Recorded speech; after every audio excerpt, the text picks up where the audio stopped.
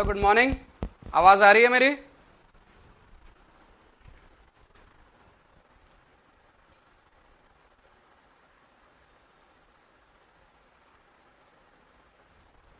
Good morning. Voice clear है सभी को?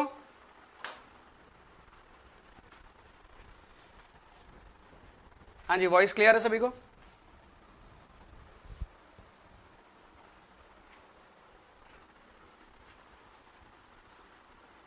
All okay? Okay, good morning. Last topic जो हम लोग पढ़ रहे थे वो कौन सा था, बताएंगे मुझे? लास्ट टॉपिक कौन सा पढ़ रहे थे हम लोग? ड्यूरेबिलिटी ऑफ कंक्रीट हो गया था, जिसमें कवर वगैरह की पूरी बातें कर ली थी हमने, कर लिया था। Grade of concrete, sorry, types of strength के बारे में पढ़ लिया था। अलग अलग टाइप की कौन कौन सी स्ट्रेंथ होती है, याद है कल?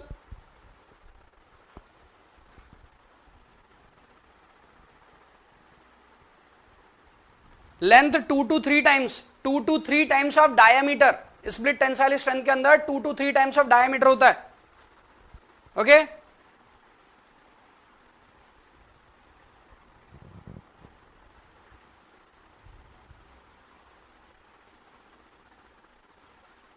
हाँ, सभी स्ट्रेंथ के बारे में बता रहा हूं। कल मैंने कहा था कल जितना जानना जरूरी था और जो एग्जाम लायक था वो कल हो चुका है। आज जो मैं बताने वाला हूं वो एग्जाम के लिए नहीं है, वो टेस्ट के लिए। नहीं भी पढ़ते तो भी एग्जाम में नंबर मिलते, पढ़ भी लोगे तो भी एग्जाम में नंबर मिलेंगे। अंडरस्टैंडिंग बहुत ज्यादा अच्छी हो जाएगी ऐसा मैं नहीं कह सकता, थोड़ी बहुत अंडरस्टैंडिंग बढ़ जाएगी और थोड़ा सा इंटरेस्ट आ जाएगा, हाँ ये ऐसे निकलता है, हाँ इसकी वैल्यू ऐसी आती है, बस इसके अलावा और कोई फर्क नहीं आएगा। क्लियर बात? चलिए, क्या बोल रहे हैं?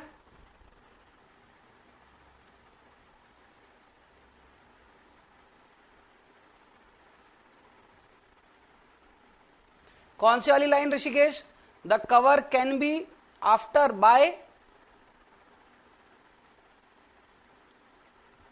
इंट्रोडक्शन चलेगा। अभी आज हम कोशिश करेंगे, आज यदि हो जाए हमारा कंक्रीट हो जाए तो कल हम लोग स्टील या रेनफोर्समेंट सिर्फ एक दिन का है, कंक्रीट ज्यादा है क्योंकि कंक्रीट से ही क्वेश्चन पूछे जाते हैं, रेनफोर्समेंट से नहीं। क्योंकि वर्सेटैलिटी जो है, विविधताएं जो है वो कंक्रीट में है। There are lots of properties of concrete which we have to deal when we are going to design RCC. जब आरसीसी बनाने वाले हैं तो उसके पहले बहुत सारी प्रॉपर्टीज से हमें डील करना पड़ता है कंक्रीट की, क्योंकि कंक्रीट के अंदर पर बहुत सारी आपके पास पर वैरायटी होती है in terms of strength, and these strength may be vary due to the property of material which we are going to use। हम जिन जिन मटेरियल को यूज करने वाले हैं उसकी वजह से उसकी प्रॉपर्टीज भी चेंज होती है। सीमेंट अलग तो प्रॉपर्टी अलग हो जाएगी, स्ट्रेंथ अलग हो जाएगी। प्रॉपर्टी मतलब स्ट्रेंथ अलग होगी, श्रिंकेज अलग होगा आपके पास पर, और बाकी की प्रॉपर्टीज भी चेंज हो सकती है आपकी। एग्रीगेट का टाइप अलग किया तो अलग हो जाएगा, सैंड का टाइप अलग किया तो हो जाएगा, सैंड का साइज अलग किया तो हो जाएगा, प्रपोर्शन चेंज किया तो हो जाएगा। तो इसीलिए ग्रेड ऑफ कंक्रीट और बाकी की सभी प्रॉपर्टी जो आरसीसी में इंफ्लुएंस लेकर आती हैं उन सभी को स्टडी करना बहुत जरूरी है। अदरवाइज क्या होगा, स्ट्रक्चर आपसे अच्छे से डिजाइन नहीं हो पाएगा। लेकिन उससे भी ज्यादा इंपॉर्टेंट है एग्जाम जो अपन देने वाले हैं, उस एग्जाम में इस टॉपिक से बहुत सारे क्वेश्चंस आते हैं। आप देखेंगे यदि पिछले सालों में या मतलब अभी तक का यदि देखेंगे तो 150-200 क्वेश्चन आपको सिर्फ इसी एरिया के मिल जाएंगे, जितना अभी तक अपन ने पढ़ा है वहीं तक का। 1 नहीं है, 10 mm है। इंक्रीज बाय 10 mm मतलब हम कवर को 10 mm तक बढ़ा सकते हैं। कभी आपको 25 mm देने का कवर है, आपको किसी ने कहा बीम में कितना कवर दे रहे हो, आपने कहा सर 25 mm, उन्होंने कहा कि नहीं 10 mm बढ़ा दो, बढ़ा देना बिना सोचे। 5 mm बढ़ा दो, बढ़ा देना बिना सोचे। उन्होंने कहा 20 mm बढ़ा दो, मत बढ़ाना। कहना सर कोड बोलता 10 mm से ज्यादा नहीं। अरे कोड को कौन मानता है यार, कोड छोड़ो, बिल्डिंग बनाना है, कोड से थोड़ी ना बनेगी। लेकिन देखना जिस दिन बिल्डिंग फेल होगी ना उस दिन इवेल्युएशन ऑफ कैजुअलिटी वो होगा कोड के अकॉर्डिंग, कि भाई ये जो लोगों की यहां पर डेथ हुई है वो किसकी वजह से हुई है, बिल्डिंग में कुछ खराबी तो नहीं थी। हाँ सर थी, वहां पर कवर जो दे रखा है हमने देखा 20-20 mm का दे रखा है या 40-40 mm का दे रखा है और बोला गया था 25 mm का देने के लिए। अच्छा ज्यादा क्यों ले लिया सर? वो ले लिया। साइट इंजीनियर, आपका सुपरवाइजर, कंस्ट्रक्शन इंजीनियर, आपका डिजाइन इंजीनियर, सभी के अगेंस्ट पर केसेस होंगे। तो इसलिए ध्यान रखें कि आपको आईएएस कोड ने जो कंडीशन क्यों दिया है, आईएएस कोड ने मैंने बताया था ज्यादा कवर देने से भी क्रैक प्रोपोगेट होता है, तो कवर ज्यादा भी नहीं देना है। ओके, चलिए आगे बढ़ते हैं और कल के टॉपिक से आगे बढ़ते हैं। कल मैंने आप लोग को याद होगा एक एक करके टेस्ट बताया था, तो कंप्रेशन टेस्ट आप लोग को पता है, कंप्रेशन टेस्ट सभी को पता है ना, कंप्रेसिव स्ट्रेंथ टेस्ट सभी को पता है। कौन सा टेस्ट होता है कंप्रेसिव स्ट्रेंथ? क्यूब टेस्ट होता है, वो सभी को पता है ना। अब मैं बात करता हूं क्यूब टेस्ट के अलावा, वो किस बारे में बात करता हूं कि कैसे टेस्ट परफॉर्म होता है, फ्लेक्सरल टेस्ट, 2 पॉइंट और 3 पॉइंट टेस्ट जो था वो कैसे परफॉर्म होता है, उसको देख लेते हैं एक बार।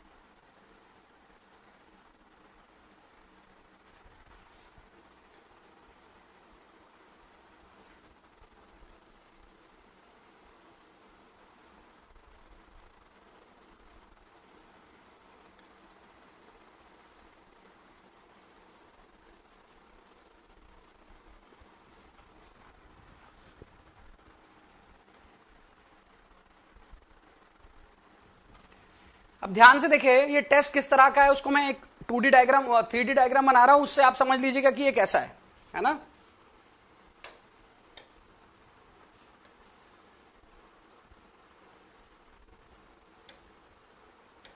सीधे लाइन से बना दे रहा हूं मैं।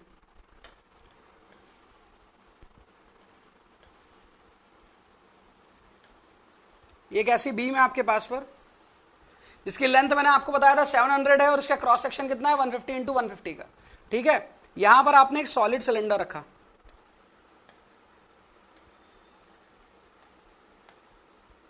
ये एक सॉलिड सिलेंडर है, ठीक है। सॉलिड सिलेंडर रखा आपने, एक सॉलिड सिलेंडर ऊपर भी रखा,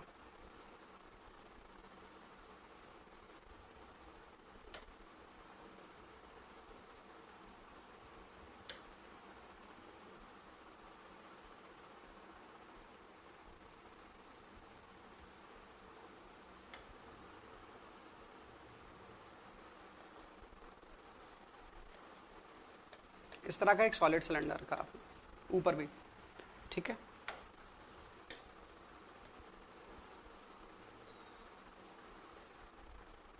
उसके बाद आपने क्या किया, उसके बाद आपने इसको रख दिया एक मशीन के अंदर जिसको बोलते हैं कंप्रेशन टेस्टिंग मशीन या फिर यूटीएम के अंदर।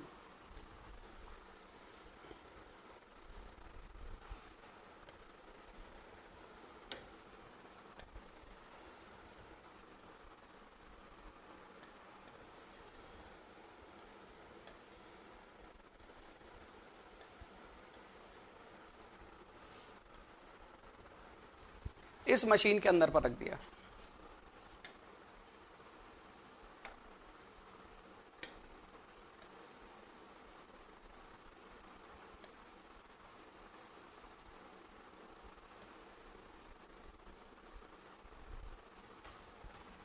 ओके। ये दिख रही है आपको, 2 प्लेट लगी हुई दिख रही है, ओके।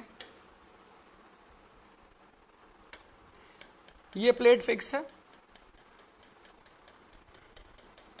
और इस प्लेट के थ्रू लोडिंग लग रही है, ठीक है। ये प्लेट जो है ये लोडिंग लगा रही है। अब आपको एक चीज समझ में आ रहा होगा कि यहां पर आपके पास पर ये जो सिलेंडर का असेंबली है, ये सिलेंडर का असेंबली किस तरह से एक्चुअली रखा हुआ है। ये सिलेंडर का असेंबली एक्चुअली रखा हुआ कुछ इस तरह से है।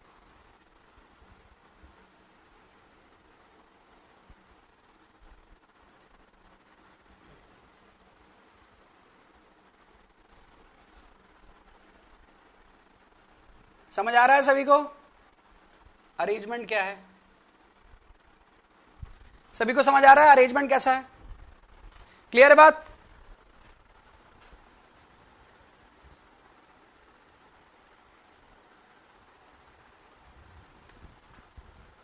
ठीक है, चलिए। अब आप जब लोडिंग लगाते हैं, लोडिंग लगाने की वजह से क्या होता है, लोडिंग लगाने की वजह से क्या होता है, आपका प्लेट से डायरेक्टली बीम पर लोडिंग लग रही है क्या? प्लेट से डायरेक्टली बीम पर लोडिंग नहीं लग रही है। किससे किस पर लग रही है भाई? सर प्लेट के थ्रू लग रहा है सिलेंडर पर और सिलेंडर के थ्रू लग रहा है किस पर? बीम पर। सेम यहां से रिएक्शन देखने को मिलेगा अपवर्ड, यहां से रिएक्शन देखने को मिलेगा अपवर्ड, वो डाउनवर्ड और ये अपवर्ड। ठीक है, समझ आया असेंबली किस तरह की, इसको रब कर रहा हूं मैं।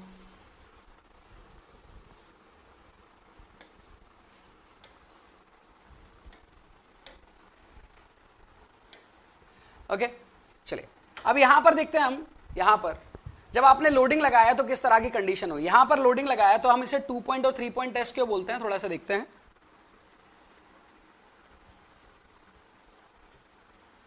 ये एक तरह की बीम है, यहां पर आपके पास सपोर्ट है। मान लीजिए मैं इतने एरिया को ही बात करता हूं, स्टडी के लिए सिर्फ इतना एरिया लेते हैं, you only take this area, और ये लग रहा है एक लोड, ये लोड लग रहा है W का, तो यहां से क्या हो जाएगा W/2 से रिएक्शन मिल जाएगी।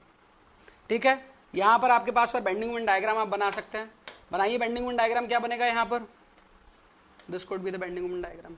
शियर फोर्स डायग्राम बनाइए आप, क्या बनेगा, this could be the shear force diagram. हम किसी भी तरफ या फिर यहां पर या फिर यहां पर कहीं पर भी हम बेंडिंग मोमेंट निकाल सकते हैं। That's why we can call this test 2 point test. This is 2 point test. क्या निकालने का टेस्ट है, फ्लेक्सरल स्ट्रेंथ निकालने का है। वो क्या होता है उसके बारे में बात करूंगा, लेकिन पहले टेस्ट देख लो कुछ इस तरह से। तो यहां पर 2 पॉइंट निकाला जा सकता है। यहां पर यदि सेम देखा जाए तो असेंबली के थ्रू लोडिंग कैसा है भाई, असेंबली के थ्रू सेम दिखेंगे। तो सर यहां पर आपके पास 2 लोड है, दोनों यदि W के लग रहे हैं तो रिएक्शन में कितने का मिलेगा, W और W का। बेंडिंग मोमेंट डायग्राम और शियर फोर्स डायग्राम दोनों बनाकर बताइए क्या बनेगा। बेंडिंग मोमेंट डायग्राम और शियर फोर्स डायग्राम बना सकते हैं क्या, हाँ सर बिल्कुल बना सकते हैं। पहले शियर फोर्स डायग्राम बना लो। सर ये आपके पास W का लोड लगा, वो रिएक्शन मिला, और W का ये लोड, फिर यहाँ W का लोड और ये रिएक्शन, कुछ ऐसा बन जाएगा। क्लियर है। और यहां से देखें तो बेंडिंग मोमेंट डायग्राम कुछ ऐसा बन जाएगा। This could be the bending moment diagram. सही है गलत है, ध्यान से देख के बताइए। अरे टेस्ट का नाम कल बताया था ना बाबा, कैसी बात करते हो।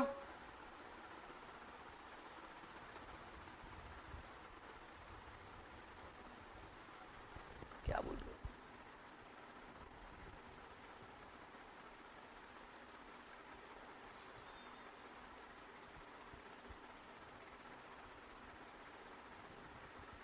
भाई। सुमित एक आरसीसी का ग्रुप है, वहां पर आप मैं टेक्स्ट करें या मुझे करें ना, क्या हुआ।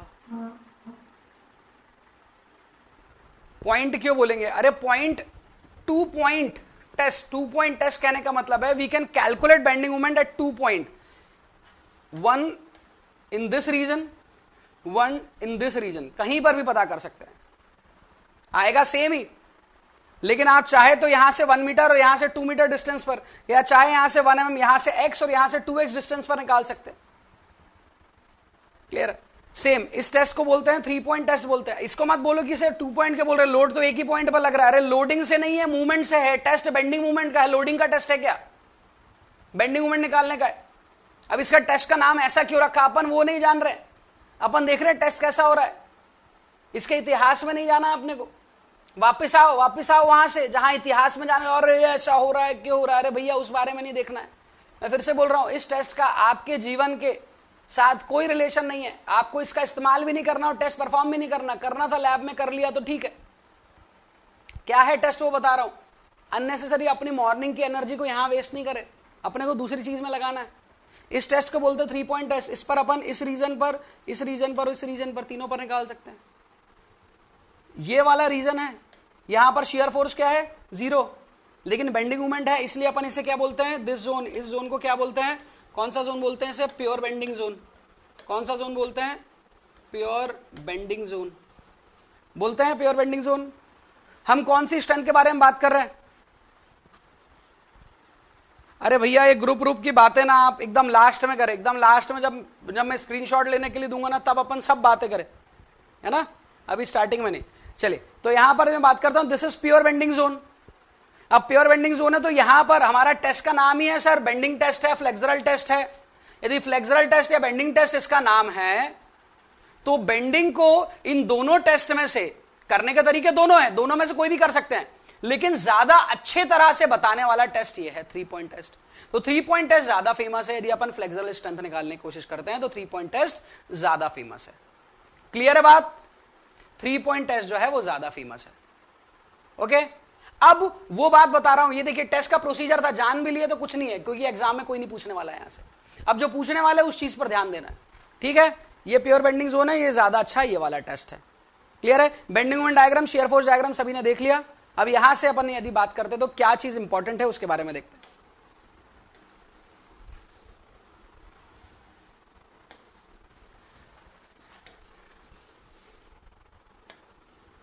ध्यान से देखिएगा, इसका कोई स्क्रीनशॉट की भी जरूरत नहीं है। हाँ, इसी बीम को देख लेते हैं, किसी भी एक बीम को, इस बीम को देख लेते हैं। अभी एक नॉर्मल बीम बनाता हूं मैं, ना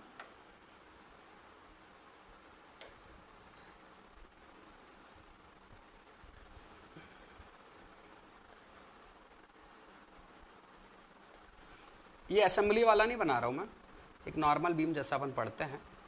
ये एक बीम है, ठीक है, सिंपली सपोर्टेड बीम।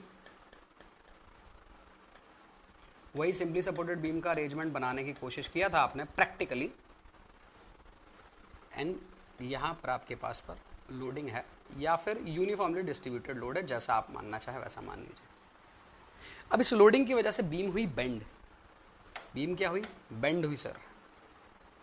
यदि बेंड होती है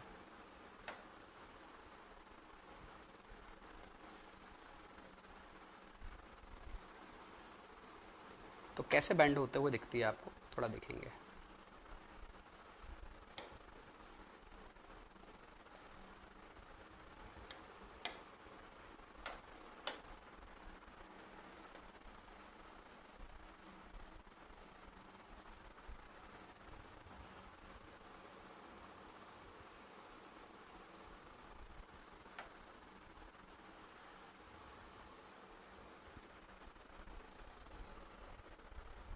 ये बीम इस तरह से बेंड हुई, ये है इसकी। अब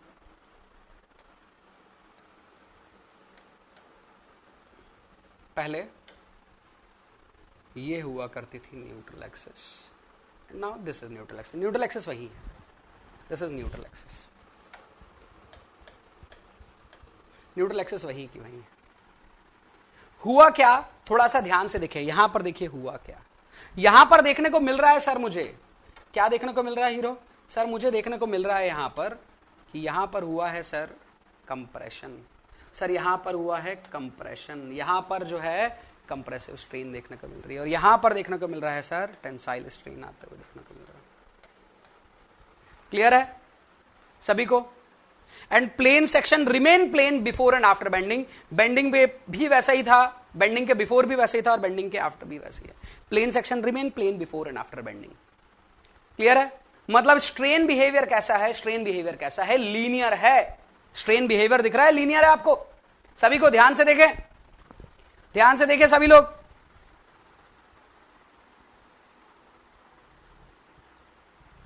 ध्यान से देखें इसको।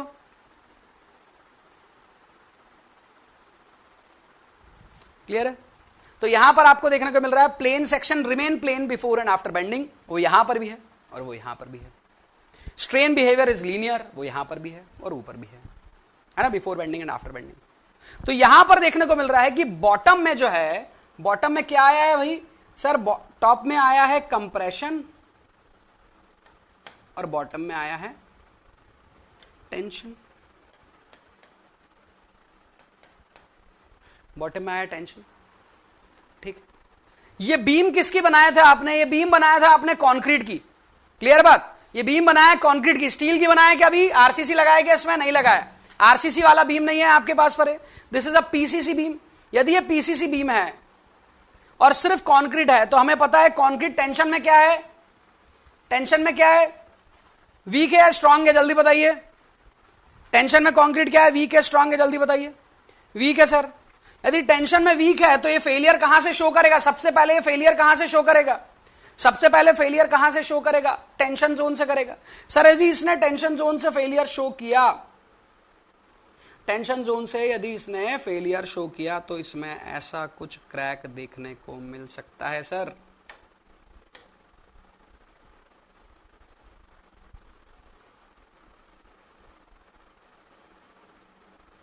कुछ इस तरह से ऐसा कुछ क्रैक आ सकता है।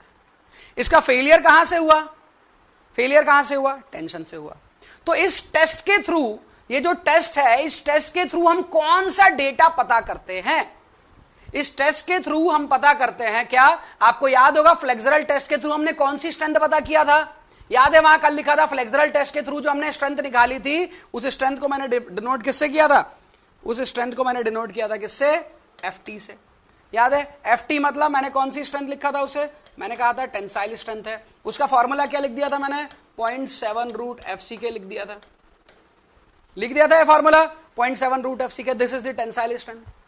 अब वो टेंसाइल स्ट्रेंथ क्यों बोलते हैं सर? जबकि लोड लगाकर बेंडिंग हो रही है वहां पर। तो अब लोड लगाकर बेंडिंग हो रही है, ध्यान से याद रखें, दो चीजें पूछी जाएगी यहां से, बहुत इंपॉर्टेंट, बहुत बार पूछी गई है। वो 2 पॉइंट क्यों है, 3 पॉइंट क्यों है, 2 पॉइंट क्यों नाम रखा, 3 पॉइंट क्यों नाम रखा उसका, उस बारे में यदि अपन सोच लेंगे, पता भी कर लेंगे ना, तो भी कोई काम का नहीं है। एग्जाम में सिर्फ उस एरिया से ये पूछा गया है बेंडिंग स्ट्रेंथ को निकालने के लिए कौन सा टेस्ट बेटर है। ऑप्शन में 2 पॉइंट 3 पॉइंट भी रहेगा, 3 पॉइंट को टिक करना, वो मैं आपको बता चुका हूं। क्लियर है?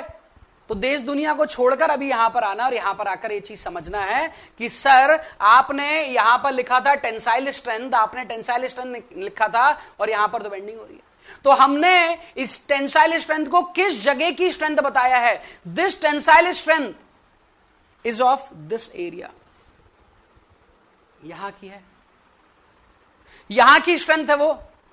मतलब इस स्ट्रेंथ को तो सर आप ये भी बोल सकते हो, इस स्ट्रेंथ को सर आप एक और नाम दे सकते हो, कौन सा भाई? हम बोल सकते हैं सर से tensile strength, tensile strength during bending. बिल्कुल बोल सकते हो, बोल सकते हैं कि नहीं बोल सकते हैं?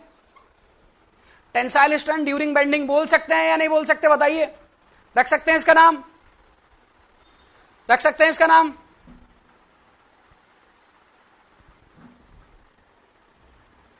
हाँ बिल्कुल, ब्रिटल फेलियर देखने को मिलेगा, पर बीम बेंडिंग नेचर में जाएगी बिकॉज आपने सिंपली सपोर्टेड बीम बनाया है। इस वजह से बीम जो है बेंडिंग नेचर में जा रही, इस वजह से यहां पर टेंशन जनरेट और टॉप में कंप्रेशन हो रहा है, टॉप में टेंशन और बॉटम में कंप्रेशन हो रहा है, सॉरी टॉप में कंप्रेशन और बॉटम में टेंशन, टॉप में कंप्रेशन बॉटम में टेंशन। बीम किस में फेल होगी? सर बीम कौन से मटेरियल की है? सर बीम कौन से मटेरियल की है? सर बीम तो कंक्रीट की है। यदि सर बीम कंक्रीट की है ना, तो बीम टेंशन से फेल होगी। अच्छा टेंशन से फेल होगी तो कितनी स्ट्रेंथ मिल सकती है? सर बहुत कम मिलेगी, एकदम नॉमिनल। अरे फिर भी कोई तो वैल्यू होगी ना, कोई तो फॉर्मूला होगा जिसके थ्रू निकाल सकते हैं। सर देखिए यहां से जो स्ट्रेंथ निकालेंगे ना आपने लोडिंग लगा दिया, लोडिंग के बेसिस पर आप यहां पर निकाल सकते हैं कितनी स्ट्रेस आ रही है। लेकिन जब आप एक टेस्ट करते हैं, दूसरा टेस्ट करते हैं, तीसरा टेस्ट करते हैं सेम ग्रेड के कंक्रीट का, तो सर हमने पढ़ रखा है, क्या पढ़ रखा है भाई? सर हमने पढ़ रखा है कि एक ही मिक्स का कंक्रीट को यदि आप 50 बार टेस्ट करेंगे तो 50 बार जरूरी नहीं है एक जैसी स्ट्रेंथ मिले।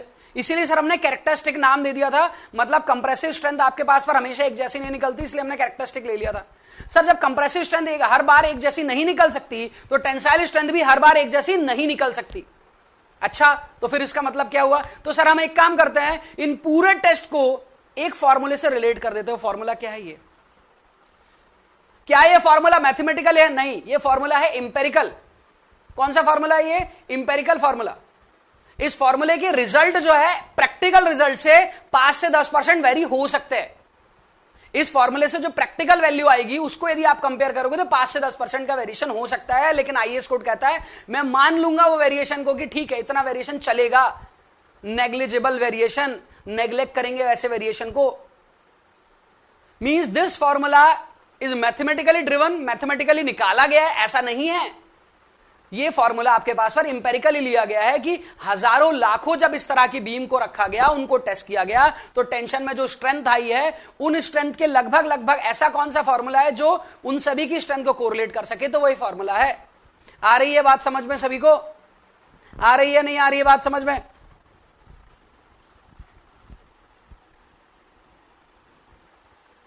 ठीक है, तो आज के बाद कोई भी आपसे कहे कि बेंडिंग में टेंसाइल स्ट्रेंथ कितनी होती है, तो फॉर्मूला कौन सा, यही लिखोगे कोई और, यही लिखेंगे sir. Tensile strength in beam पूछा जाए, बीम में टेंसाइल स्ट्रेंथ यही लिखेंगे। आ रही बात समझ में? टेंसाइल स्ट्रेंथ ऑफ कंक्रीट यदि पूछा जाए तो टेंसाइल स्ट्रेंथ ऑफ कंक्रीट निकालने का तरीका अलग हो सकता है। क्लियर है? तो ध्यान से याद रखें कि यहां से अपन ने टेंसाइल स्ट्रेंथ निकाली। क्लियर है? अब मुझे देखकर बताइए फेलियर को क्या मैं इस फेलियर को रप्चर बोल सकता हूं, फ्रैक्चर ऑफ फाइबर, या रप्चर बोल सकता हूं, रप्चर बोल सकता हूं कि नहीं बोल सकता हूं? बताइएगा मुझे। क्या ये जो कंडीशन आपने यहां पर देखी है, क्या ये जो कंडीशन आपने यहां पर देखी है, इसे मैं बोल सकता हूं रप्चर? बोल सकता हूं रप्चर, है ना? बिल्कुल सर, आप बोल सकते हैं, रप्चर बोल सकते हैं। तो reaction of concrete during rupture, reaction of material या concrete during rupture is a rupture modulus या मॉडुलस ऑफ रप्चर। तो मॉडुलस ऑफ रप्चर या रिएक्शन ड्यूरिंग रप्चर, उसको अपन डिनोट कर सकते हैं किससे? यहां से modulus of rupture, sorry modulus of rupture, ऐसा भी लिख सकते। रिएक्शन कितना है सर? इतना ही तो रिएक्शन है। कितना? 0.7 रूट एफसी के, इससे ज्यादा रिएक्शन नहीं है। मतलब सर हमें कहा जाएगा मॉडुलस ऑफ रप्चर, तो मॉडुलस ऑफ रप्चर में भी यही सेम फॉर्मूला लिखूंगा। हां, मॉडुलस ऑफ रप्चर में भी सेम फॉर्मूला ही लिखोगे, क्योंकि दोनों सेम कंडीशन ही बता रहे हैं। क्लियर है बात सभी को? क्लियर है?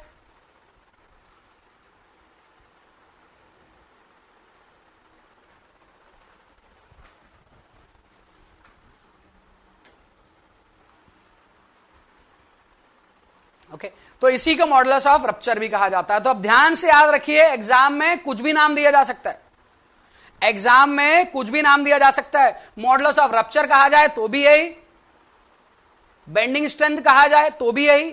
सर बेंडिंग स्ट्रेंथ इसे कैसे कह सकते हैं? कंप्रेशन के से क्यों नहीं निकाले आपने? टेंशन वाले को ही बेंडिंग स्ट्रेंथ क्यों कह रहे हो? टेंशन वाले को ही, टेंशन से जो निकाल रहे हो उसी को बेंडिंग स्ट्रेंथ क्यों बोल रहे हो? कंप्रेशन वाले को क्यों नहीं बोल रहे हो? अरे बाबा, सबसे पहले फेल कहां से हुआ? जिस जगह से फेल हुआ तो सेक्शन फेल कहलाएगा आपके पास। पर यदि सेक्शन फेल होना स्टार्ट हो गया तो आप कहोगे सेक्शन फेल हो गया, कंप्रेशन की स्ट्रेंथ को इवैल्यूएट करने का मतलब ही नहीं है। क्यों नहीं मतलब है? क्योंकि सेक्शन, टोटल सेक्शन देखा जाए या टोटल बीम देखा जाए, वो तो फेल हो गई। तो बीम ने सबसे लास्ट रेजिस्टेंस कहां दिया? अभी तो फेल हो गया यहां पर। तो बीम ने सबसे लास्ट रेजिस्टेंस कहां से दिया था? वो दिया था टेंशन जोन से। टेंशन जोन से फेल मतलब ओवरऑल फेल, इसलिए टेंशन की स्ट्रेंथ को बीम की स्ट्रेंथ बता दो। कल को कोई भी बोले कितना लोड लगा सकता हूं इस बीम पर, तो आप कहना यहां से स्ट्रेंथ निकालना और ये बताना, क्योंकि इससे ज्यादा लोड लगाओगे तो हो सकता है कंप्रेशन से तो फेल ना हो, लेकिन टेंशन से फेल होगा और ओवरऑल सेक्शन फिर फेल ही कहलाएगा। तो इसलिए आप बेंडिंग स्ट्रेंथ को क्या कहते हैं? बेंडिंग स्ट्रेंथ को क्या कहते हैं? टेंसाइल स्ट्रेंथ ही कहते हैं, क्योंकि बीम जो है वो प्राइमरी फेलियर कहां से शो कर रही है? कहां से शो कर रही है? वो टेंशन जोन से शो कर रही है। क्लियर है बात मेरी? तो इसी को हम क्या कह सकते हैं सर? इसी को आप टेंसाइल स्ट्रेंथ का हो, इसी को फ्लेक्सुरल स्ट्रेंथ का हो, इसी को बेंडिंग स्ट्रेंथ का हो, इसी को मॉडुलस ऑफ रप्चर का हो, सब चीज सही है। क्लियर है? तो कंफ्यूजन वाली कोई बात नहीं है, यहां से कोई ऐसी बात नहीं चल रही है जो कंफ्यूजन क्रिएट करे। क्लियर है ना? लेकिन हम क्या है ना, हम इंजीनियर ना थोड़ा उस तरह के लोग हैं जैसे भी आप लोग कर रहे थे अभी स्टार्टिंग में, जब मैं 2.3 पॉइंट बता रहा था। 2.3 पॉइंट बता रहा था तो आप लोग का कंसर्न ये नहीं था 2.3 पॉइंट क्या है, 2.3 पॉइंट नाम क्यों रखा, नाम ही क्यों रखा उसका सर? अरे सर जानेंगे बाद में, अभी तो नाम बताओ, नाम क्यों उसका ऐसा, उसके राशन कार्ड में 2.3 पॉइंट क्यों लिखा है, वो जानने की कोशिश थी, हालांकि जरूरत थी नहीं।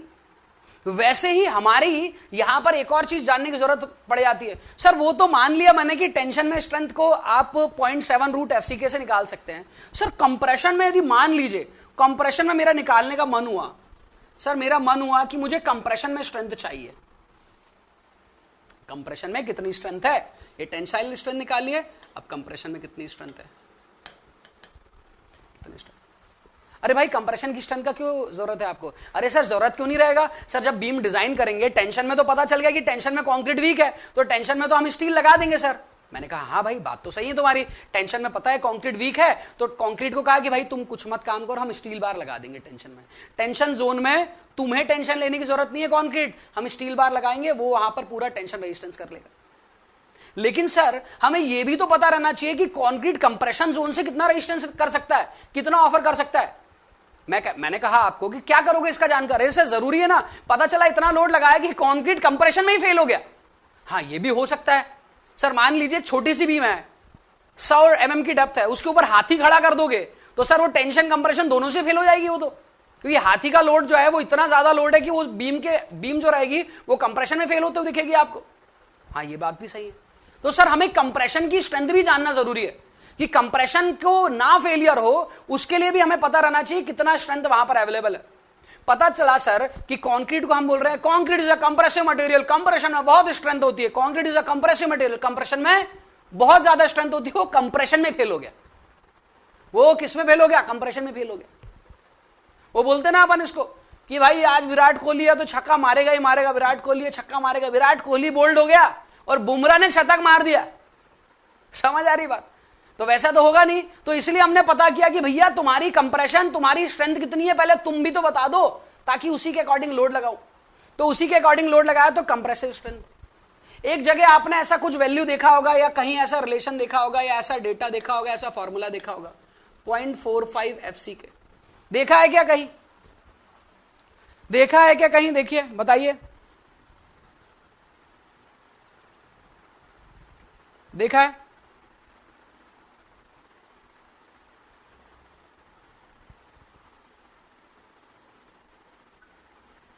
हाँ क्रैकिंग से भी सरफराज, इसको क्रैकिंग से भी डिनोट कर सकते हो।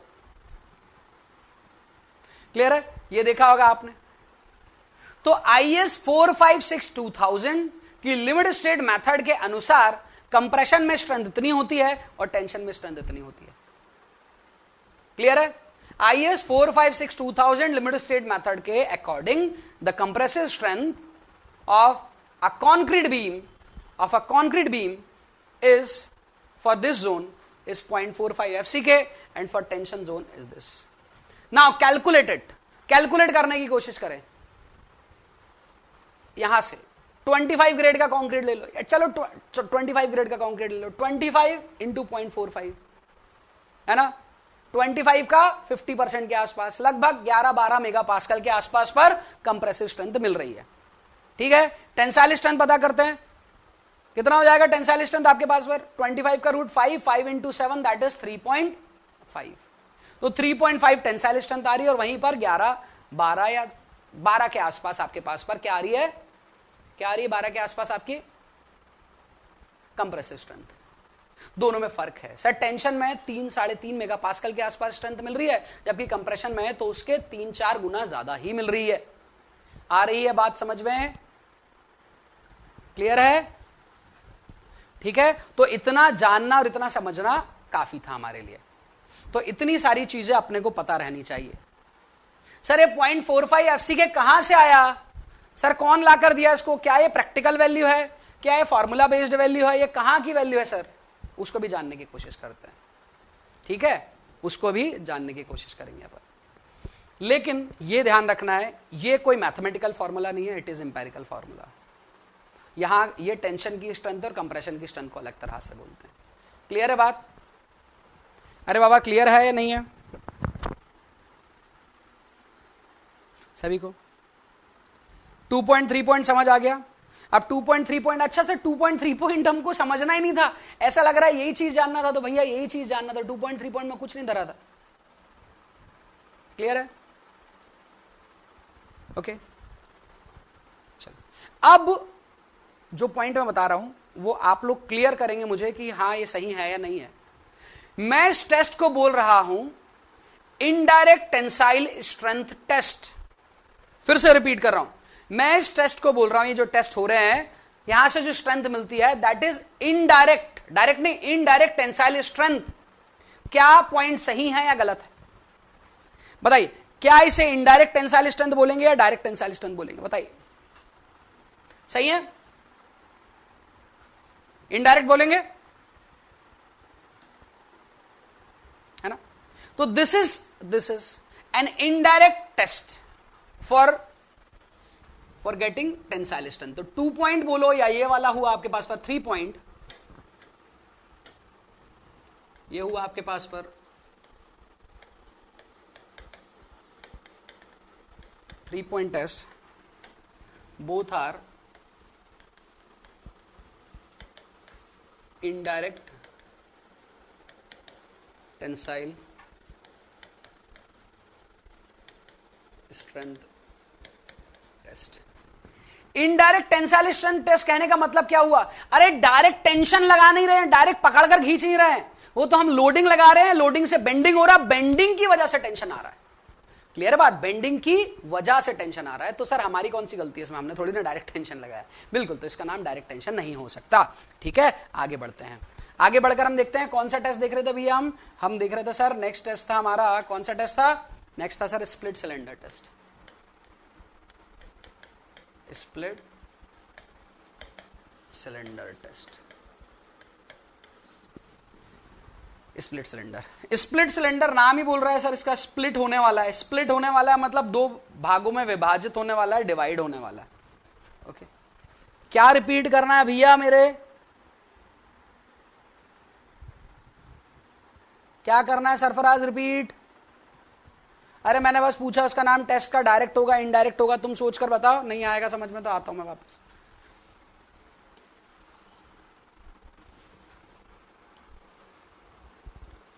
ये वो सिलेंडर था, याद है वो जो सिलेंडर था, अपन बात कर रहे थे कि इसकी डाया होगी डी तो इसकी लेंथ होगी 2D या 3D, है ना? चलिए, इस टेस्ट असेंबली को कैसे रखा हमने?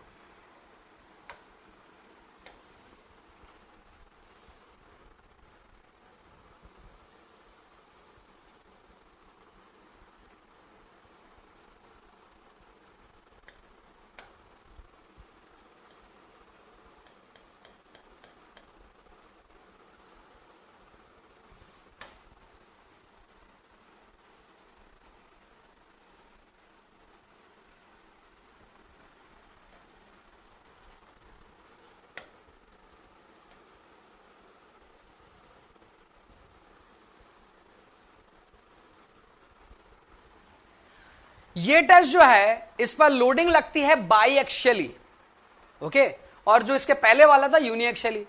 तो यहां पर दोनों तरफ से यदि आप लोडिंग लगाएंगे, सरफराज आपका पॉइंट सही है, तो दोनों तरफ से आप लोडिंग लगाएंगे तो इस टेस्ट को परफॉर्म सिर्फ यूटीएम में किया जा सकता है।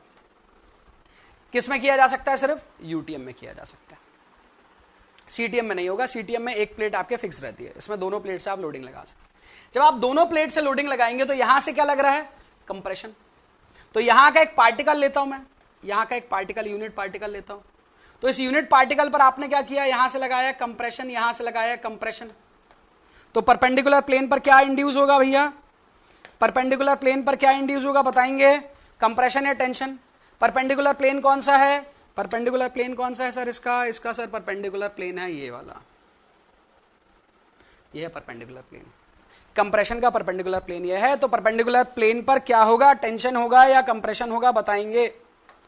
परपेंडिकुलर प्लेन पर क्या आएगा? टेंशन होगा या कंप्रेशन होगा बताएंगे? परपेंडिकुलर पे कंप्रेशन होगा या टेंशन होगा हीरो?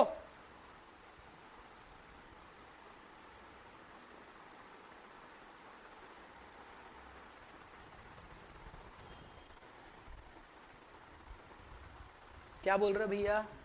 मनीष क्या बोल रहे? स्पेसिमेन सर्कुलर हो या क्यूब, चेंज तो आएगा ही ना, सर्कुलर हो या क्यूब। अरे भैया स्प्लिट, सर्कुलर जो है आसानी से स्प्लिट हो सकता है एज कंपेयर टू रेक्टेंगुलर के रिस्पेक्टिव बात करते हैं। एक पॉइंट पर लोडिंग लगाने से सर्कुलर इजीली स्प्लिट हो सकता है, इसलिए हमने स्प्लिट टेस्ट के लिए सिलेंडर को ज्यादा बेटर समझा। क्लियर है? तो इसके परपेंडिकुलर प्लेन पर क्या इंड्यूस हुआ? इसके परपेंडिकुलर प्लेन पर सर इंड्यूस हुआ टेंशन। ये हम पहले से ही पढ़ चुके हैं। When you applied compression on a plane there will be tension on the perpendicular plane. यदि टेंशन लगाओगे तो दूसरे प्लेन पर कंप्रेशन देखने को मिलेगा। एक एग्जाम्पल, सरल सा एग्जाम्पल देता हूं मैं आपको। क्या है? आपके पास पर एक सॉफ्ट सा मटेरियल है, अपने को पता नहीं है क्या होता है, होता होगा सर सोम वोम में पढ़ लिया अपन ने।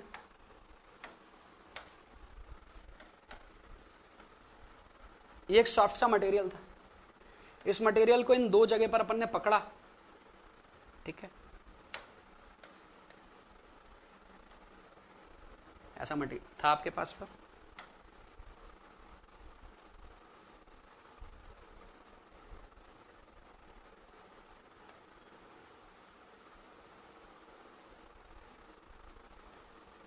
इस क्लैंप से पकड़कर हमने इसको पुल करना चालू किया, इस क्लैंप से पकड़कर पुल करना, और क्लैंप यहां भी लगा हुआ,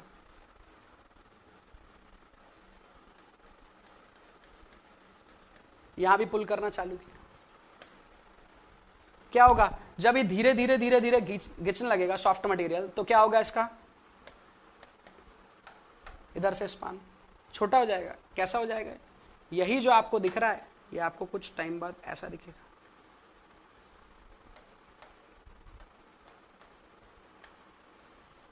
कुछ ऐसा।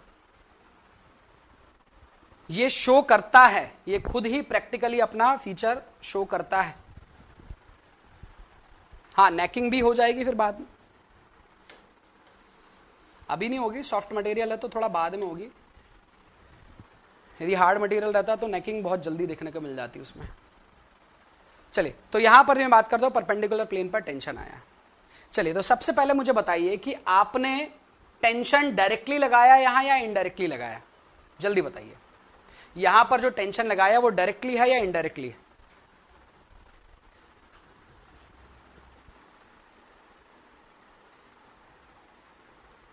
Directly indirectly? मनीष थोड़ा सोच के बताओ। सर डायरेक्टली तो कंप्रेशन लगाया है, सर डायरेक्टली तो प्लेट ने कंप्रेशन लगाया है, टेंशन तो इसी कंप्रेशन की वजह से इंड्यूस हुआ है। क्लियर बात? आपने डायरेक्टली क्या लगाया है यहां पर?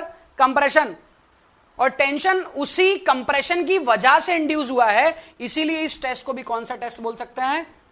इसीलिए इस टेस्ट को भी कौन सा बोल सकते हैं? Indirect, indirect tensile strength test. इसीलिए इसे क्या बोल सकते हैं? इनडायरेक्ट टेंसाइल स्ट्रेंथ टेस्ट बोल सकते हैं। क्लियर है? This test could also be known as indirect tensile strength test। अच्छा सर, पीछे वाला भी इनडायरेक्ट था और ये भी इनडायरेक्ट? हाँ बिल्कुल, ये भी इनडायरेक्ट वो भी इनडायरेक्ट, दोनों इनडायरेक्ट है। क्लियर है? चलो आगे बढ़ते हैं। तो मुझे लगता है समझ में आया होगा। यहां पर यदि अपन टेस्ट असेंबली देखते हैं तो यहां पर आपने यहां पर कुछ इस तरह की लोडिंग लगा रखी। यदि 3D में देखने की कोशिश करें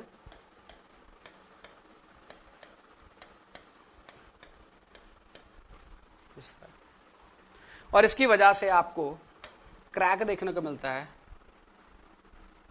कुछ इस तरह से, और ये स्प्लिट होकर दो पार्ट में डिवाइड हो जाता है, इधर पर टेंशन और इधर पर टेंशन।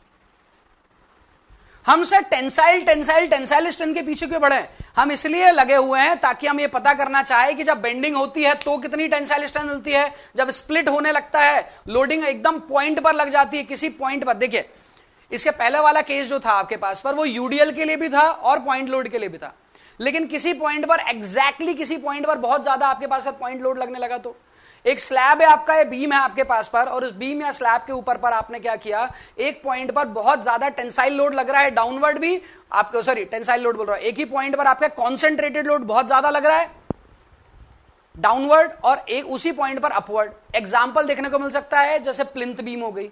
अब प्लिंथ बीम क्या हो गई? प्लिंथ बीम को आपने बनाया एकदम बॉटम में, पता होना चाहिए सबको प्लिंथ बीम कहां होती है। अब प्लिंथ बीम के ऊपर आपने वॉल बना दिया, या प्लिंथ बीम के ऊपर आपने एक कॉलम बना दिया, और नीचे से जो सॉइल है आपके पास पर, वो सॉइल है आपके पास पर जिसके अंदर माउंट मेलेनोनाइन मिनरल पाया जा रहा है, मींस ब्लैक कॉटन सॉइल है। ब्लैक कॉटन सॉइल ने अपने एक्सपांसिव नेचर की वजह से जब उसके अंदर वाटर आया और वो स्वेल करने लगी, तो उसने क्या किया, बीम को ऊपर की तरफ मूव कराया, और बीम को ऊपर की तरफ मूव कराया, लेकिन लोड की वजह से कॉलम उसे नीचे की तरफ लेकर जा रहा है। तो वहां पर ऐसी बायएक्सियल जैसी कंडीशन क्रिएट हो सकती है। यदि बायएक्सियल जैसी कंडीशन यदि क्रिएट होगी, या फिर शियर जैसी कंडीशन यदि कभी क्रिएट होगी, तो उस केस में इस टेस्ट को सिग्निफिकेंट मानकर इसके रिजल्ट को वहां पर इस्तेमाल किया जाएगा।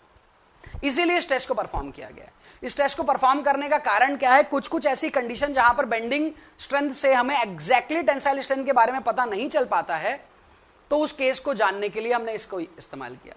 इसका प्रैक्टिकल सिग्निफिकेंस बात करेंगे तो यदि 100 में से 80 जगह पिछले वाले टेस्ट का इस्तेमाल हुआ था, इस वाले टेस्ट के रिजल्ट का इस्तेमाल होगा 100 में से 80-85 जगह, तो 10-12 जगह पर यहां इसका इस्तेमाल होगा, यहां से जो रिजल्ट निकलेंगे। क्लियर है? इसलिए बहुत ज्यादा आपके पास पर इंपॉर्टेंट नहीं है। हालांकि यहां पर यदि मैं देखता हूं तो स्ट्रेंथ और कम मिलती है यहां पर, और स्ट्रेंथ और कम मिल जाने की वजह से, क्योंकि यहां पर आपके पास पर बाइक्शियल लोडिंग लगने की वजह से ये बहुत जल्दी टेंशन में फेल हो जाता है, और बहुत जल्दी टेंशन में फेल हो जाता है, तो इसीलिए यहां पर जो हमने स्ट्रेंथ बताया है वो कितनी बताया भाई, एफ स्प्लिट कितनी बताया हमने, 67% ऑफ टेंसाइल स्ट्रेंथ या बेंडिंग स्ट्रेंथ। क्लियर है? 67% ऑफ टेंसाइल स्ट्रेंथ या बेंडिंग स्ट्रेंथ। क्लियर है? This is a split tensile test. Okay, next है आपके पास पर कौन सा test, direct tensile strength test या डायरेक्ट टेंसाइल टेस्ट या डायरेक्ट टेंशन टेस्ट। अब आप में से कुछ को याद भी होगा यहां पर डायरेक्ट टेंशन टेस्ट का कि हमने स्ट्रेंथ कितनी लिखी थी। सर आपने स्ट्रेंथ लिखी थी FDT इज इक्वल टू 0.5 से लेकर 0.63 टाइम्स ऑफ FD, इतना लिखा था सर आपने। हाँ सर इतना तो लिखा था आपने। अब यदि मैंने इतना लिखा था तो मुझे बताइए कि इसकी वैल्यू रेंज में है, 0.5 भी हो सकती है, 0.6 भी हो सकती है, 0.63 भी हो सकती है, 0.55 भी हो सकती है, कुछ भी हो सकती है, जबकि यहां कहीं पर ऐसा कोई वैल्यू नहीं था, यहां कोई रेंज नहीं थी। इसका मतलब है कि इस टेस्ट को करने में कभी कुछ और स्ट्रेंथ मिलती है, कभी कुछ और स्ट्रेंथ मिलती है। यह समझ में आना चाहिए। यह स्ट्रेंथ का डेटा हमेशा एक जैसा नहीं आएगा, मतलब हर बार टेस्ट करने पर एक जैसी स्ट्रेंथ नहीं मिलेगी, वेरिएशन काफी ज्यादा मिलेगा। यह इससे आपको समझ में आ रहा होगा। आ रहा है भाई समझ में? अरे क्या भैया 0.067 कहां लिखवाया मैंने, 0.67 लिखवाया था। हाँ चलो सही कर लिया आप। तो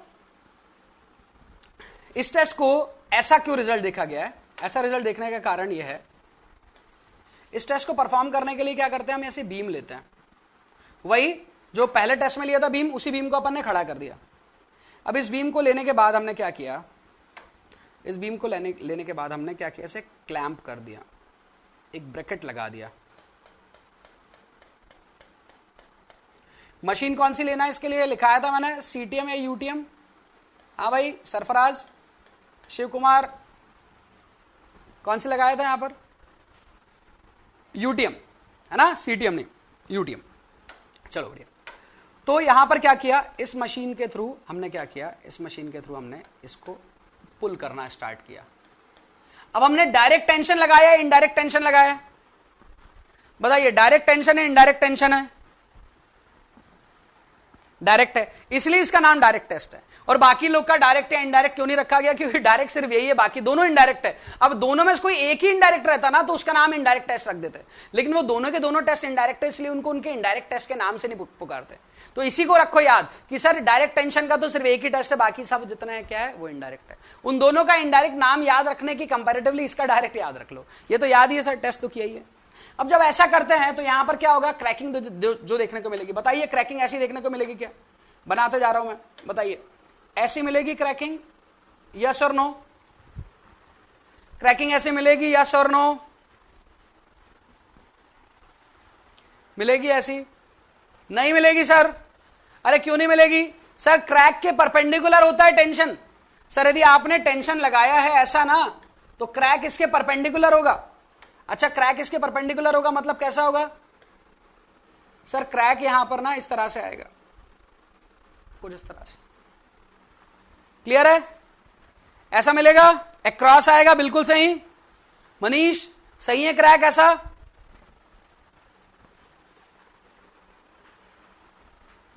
ठीक है, चलिए अब मुझे बताइए, चलिए सब समझ गए, अब मुझे बताइए आप जो टेंशन लगा रहे हैं, जो पकड़कर खींच रहे हैं, वो बीम को खींच रहे हैं या इस ब्रैकेट को खींच रहे हैं? पुलिंग जो हो रही है वो ब्रैकेट की हो रही है, बीम की हो रही है? बताइए पुलिंग जो हो रही है वो ब्रैकेट की हो रही है, बीम की हो रही है? ब्रैकेट की, बिल्कुल सही, बिल्कुल सही।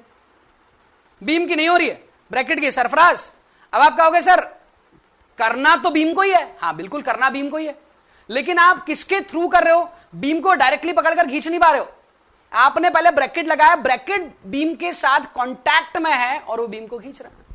मतलब ब्रैकेट और बीम के बीच में प्रॉपर रफनेस होना चाहिए, तभी क्या हो पाएगा, ये टेंशन आपके पास पर स्ट्रेस ट्रांसफर हो पाएगी किसके अंदर? बीम के अंदर पर। यदि उन दोनों के बीच में ब्रैकेट और बीम के बीच में प्रॉपर रफनेस नहीं है, तो क्या स्लिप देखने को मिलेगा या नहीं मिलेगा? बताइए, स्लिप देखने को मिलेगा या नहीं मिलेगा? यदि ब्रैकेट और बीम के बीच में प्रॉपर कनेक्शन नहीं है, आप खींचेंगे तो कई बार होगा, खींचते हुए आपको देखने को मिला वो तो ब्रैकेट स्लिप हो गया वहां से, है ना? और यदि स्लिप हुआ तो क्या हम इस बीम में प्रॉपर टेंशन लगा पाएंगे? नहीं लगा पाएंगे, प्रॉपर टेंशन नहीं लगा पाएंगे ना इसमें, जितना लगाना चाहते तो उतना लगा ही नहीं पाए। ब्रैकेट उतने फोर्स में खुद ही पुल हो गया। ब्रैकेट ने कहा मैं बीम खींच रहा हूं, हमने कहा हाँ चलो खींचो, ब्रैकेट थोड़ी देर बाद कहा अरे यार स्लिप हो गया। ब्रैकेट ऑलवेज यहां पर बीम के कांटेक्ट में रहे, इस वजह से रफनेस रहनी चाहिए। रफनेस कितनी रहनी चाहिए दैट वी डोंट नो। तो इसीलिए इस टेस्ट को प्रैक्टिकली परफॉर्म करना थोड़ा मुश्किल होता है, और इस टेस्ट को प्रैक्टिकली परफॉर्म करना मुश्किल होता है, तो इसलिए इसके जो भी रिजल्ट आते हैं ना, उन सभी रिजल्ट को एक्सेप्ट करते हैं हम। अरे भैया जो आ रहा है वो कर लो, क्योंकि इस टेस्ट को वैसे ही तो करना मुश्किल है, तो इसके रिजल्ट जो भी आ रहे हैं ना उन सभी को एक्सेप्ट कर रहे हैं। इसीलिए इसके डेटा जो है वो रेंज में देखने को मिलते हैं। क्लियर है बात? क्लियर है बात? इसलिए इसके डेटा आपको रेंज में देखने को मिलते हैं। क्लियर है? कोई नहीं पूछने वाला है, यदि इंटरव्यू तक नहीं पहुंच रहे ना अपन, तो कोई नहीं पूछने वाला है कि इसके डेटा रेंज में क्यों मिलते हैं। तो सबसे टिपिकल है इस टेस्ट को परफॉर्म करना, दैट्स वाई इसके डेटा जो भी अवेलेबल रहता है दैट वी एक्सेप्ट। क्लियर है? तो हमारे पास पर 3 अलग अलग तरह की स्ट्रेंथ थी। कौन कौन सी स्ट्रेंथ थी भैया? डायरेक्ट टेंसाइल स्ट्रेंथ थी, उसके पहले कौन सी थी? स्प्लिट टेंसाइल स्ट्रेंथ थी, उसके पहले थी फ्लेक्सुरल स्ट्रेंथ थी। लेकिन इन तीनों में सबसे इंपॉर्टेंट है आपके पास पर कौन सी? Characteristic strength, that is FCK, which is obtain from compressive strength test. Clear है बात? क्लियर है सभी को?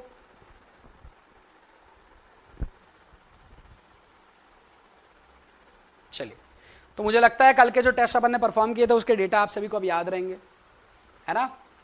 याद रहेंगे भैया सभी को? हीरो याद रहेंगे? भूलोगे तो नहीं?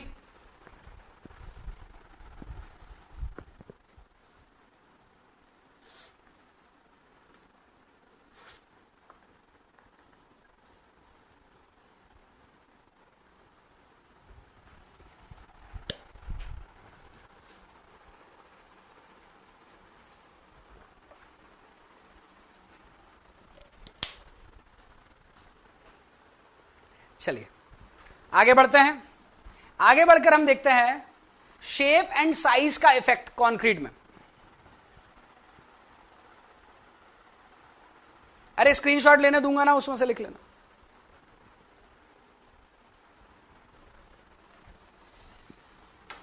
चलिए आगे बढ़ते हैं।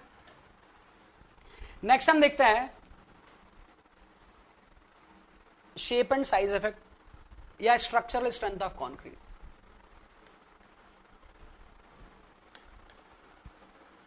Structural strength of concrete. Structural strength of concrete. Sir इस कंक्रीट को कहां लगाना है? एक्चुअली बना तो आप रहे हो, लेकिन लगाना कहां पर, यूज कहां करना है? बिल्डिंग स्ट्रक्चर्स में, रोड में। अच्छा सर जहां पर यूज करना है इसे, उस जगह पर पता करें ना क्या होगी स्ट्रेंथ। स्ट्रक्चर पर यदि आप इसे यूज करने वाले हैं तो स्ट्रक्चर पर कितनी होगी इसकी strength?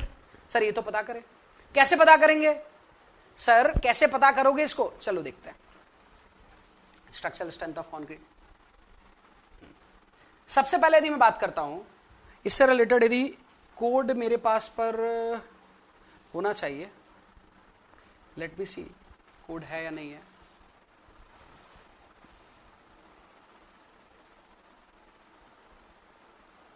Where is IS 4562,000?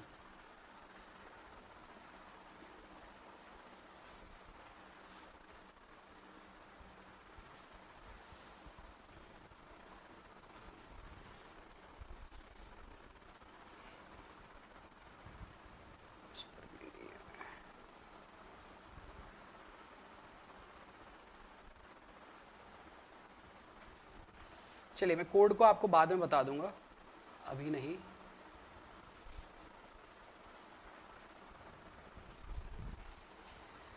Code में क्या है, इस पॉइंट से रिलेशन क्या है, उस चीज को मैं डिस्कस करूंगा, लेकिन उसके पहले मैं बात करता हूं कि हम जब भी कंक्रीट के बारे में बात करते हैं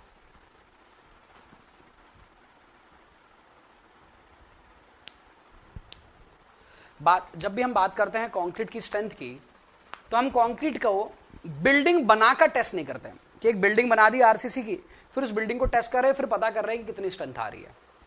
ऐसा करना बहुत टाइडियस प्रोसेस है और बहुत ज़्यादा टाइम कंज्यूमिंग एंड आपके पास पर इकोनॉमी भी बहुत ज़्यादा जाती है, उसमें पैसे भी बहुत ज़्यादा लगते हैं। तो उसके लिए हमने क्या किया, उसके लिए एक बहुत सिंपल सा तरीका ढूंढा हमने क्या किया, एक डिपार्टमेंट है, उसका नाम है central building research institute, CBRI, CBI नहीं, CBRI, central building research institute. वो CBRI ने क्या किया, CBRI ने कहा कि मैं आपको बिल्डिंग में बताऊंगी कि कितना स्ट्रेंथ होता है बिल्डिंग में जब कंक्रीट लगा देते हो आप। तो हमने कहा किससे कंपेयर कर कर, तो उसने कहा किससे कंपेयर कर कर, आपके क्यूब से कंपेयर कर कर। हमने कहा ठीक है, तो चलिए, तो हम सबसे पहले जो स्ट्रेंथ टेस्ट करते हैं वो किसका करते हैं, सबसे पहले स्ट्रेंथ टेस्ट किसका करते हैं, किसका, क्यूब का। तो हमने क्या किया, क्यूब के बारे में बात की। क्यूब,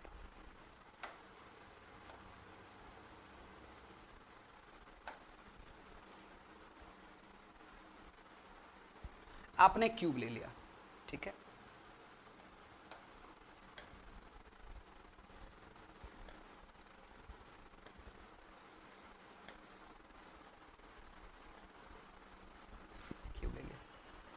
इस क्यूब से पूछा कि भैया तुम्हारा स्ट्रेंथ कितना होगा, तो क्यूब ने कहा मेरा स्ट्रेंथ होगा FCK। क्यूब ने कहा मेरा स्ट्रेंथ होगा FCK, ठीक है। फिर हमने कहा बिल्डिंग से कि बिल्डिंग तुम्हारा स्ट्रेंथ कितना होगा। हम गए स्ट्रक्चर के पास पर, स्ट्रक्चर के पास पर गए,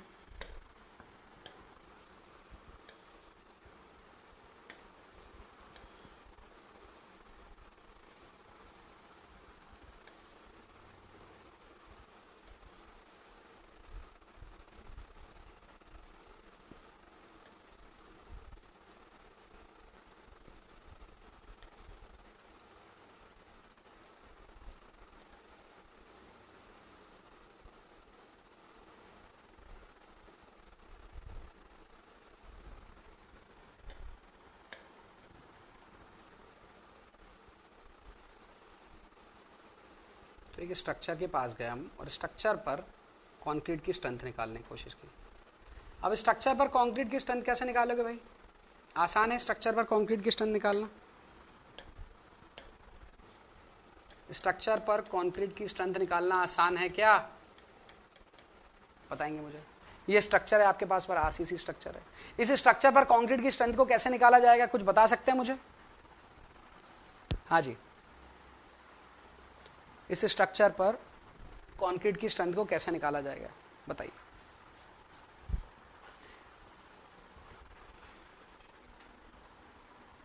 रिबॉन्ड हैमर से। रिबॉन्ड हैमर के बारे में आपको पता होना चाहिए कि नॉन डिस्ट्रक्टिव टेस्ट है वो, लेकिन वो आपको एग्जैक्ट डेटा नहीं देता है ना। उससे हम क्या करते हैं, उस रिबॉन्ड हैमर में से जो रिबॉन्ड आता है आपके पास पर, उसके बेसिस पर हम कोरिलेट करते हैं हमारी स्ट्रेंथ को कि कितनी अच्छी हुई है। या फिर हम बोल सकते हैं कि एक आपके पास पुल आउट टेस्ट होता है, या फिर आपके पास पर एक और टेस्ट है पल्स वेलोसिटी टेस्ट है, जो NDT है, नॉन डिस्ट्रक्टिव टेस्ट है, उसके थ्रू भी कर सकते हैं, जिसमें अपन अल्ट्रासोनिक वेव्स के थ्रू, पल्स के थ्रू, अल्ट्रासोनिक पल्स के थ्रू हम क्या करते हैं, वहां पर पता करते हैं स्ट्रेंथ कितनी होगी। दोनों कॉन्क्रीट में कर सकते हैं, मैच्योर कर सकते हैं, हार्डन फ्रेश कॉन्क्रीट और हार्डन कॉन्क्रीट दोनों में हो सकता है वो टेस्ट। उसके बारे में बात नहीं कर रहा हूँ मैं बात कर रहा हूँ कि इस पर्टिकुलर कंक्रीट के अंदर वो अप्रॉक्सीमेट देते हैं, दैट इज नॉट एग्जैक्ट। उस टेस्ट का खुद की लिमिटेशंस भी है, उस टेस्ट की खुद की लिमिटेशंस भी है, इसलिए वो आपको एग्जैक्ट टेस्ट रिजल्ट नहीं दे पाते हैं, थोड़ा एग्जैक्ट की तरफ पर बढ़ते हैं। तो क्या कर सकते हैं, एग्जैक्ट की तरफ पर बढ़ते हैं तो सर कंक्रीट को निकाल कर ले आओ, मशीन में रखो, चेक कर लो, सबसे सिंपल है ना। कंक्रीट को निकाल के ले आओ इस स्ट्रक्चर के अंदर, बीम कॉलम स्लैब कहीं से भी, और टेस्ट कर लो। सबसे सिंपल तो ये है कि नहीं है। तो क्या किया,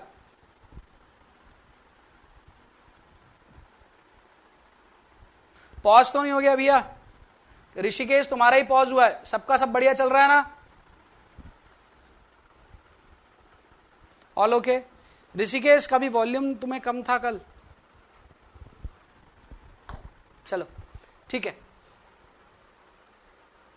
तो मैं बात कर रहा था आपका कि यहां पर अपन कैसे पता करेंगे। तो यहां पर पता करने के लिए हमने क्या किया, हमने गए कोर किया, एक यहां से कोर कट किया और लेकर आ गया। जब कोर कट कर कर लेकर आते तो कोर का जो सैंपल होगा उसका शेप क्या होगा? जब कोर कट कर कर लेकर आएंगे तो उसके सैंपल का शेप क्या होगा? क्यूबिकल होगा या सिलेंड्रिकल होगा? बस इतना बताइए मुझे। जब कोर को कट कर कर लेकर आएंगे तो उसका सैंपल जो होगा वो किसका होगा?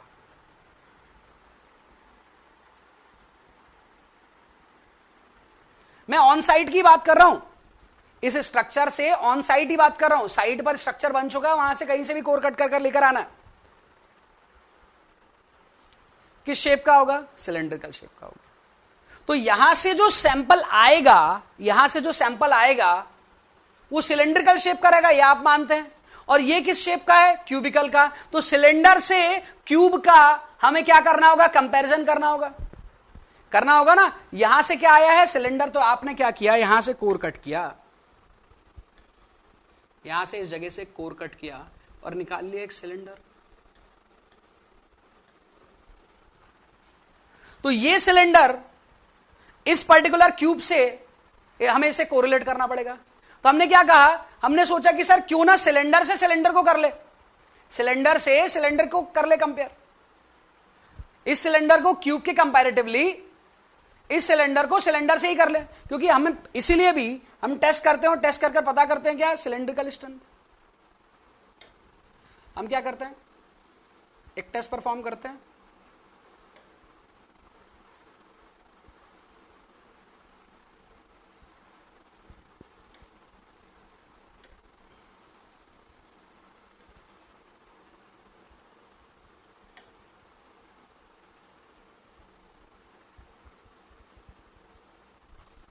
एक सिलेंडर है आपके पास, हम इसको इससे आपस में कंपेयर करते ही हैं।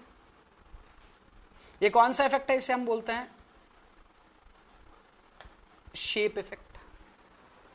हमें पता है कि क्यूब की स्ट्रेंथ यदि एफसी के होती है, क्यूब की स्ट्रेंथ यदि एफसी के होती है तो सिलेंडर की कितनी होती है? सिलेंडर की स्ट्रेंथ होती है 0.72, कितना बताइए? सॉरी 0.752, 0.75 से 0.85 times of cube strength.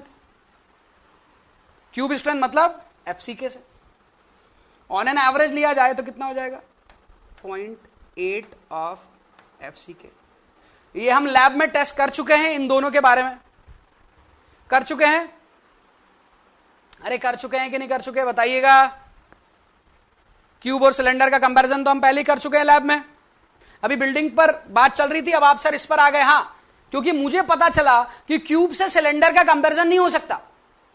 Comparison किससे किसका हो सकता है? सिलेंडर से सिलेंडर का हो सकता है।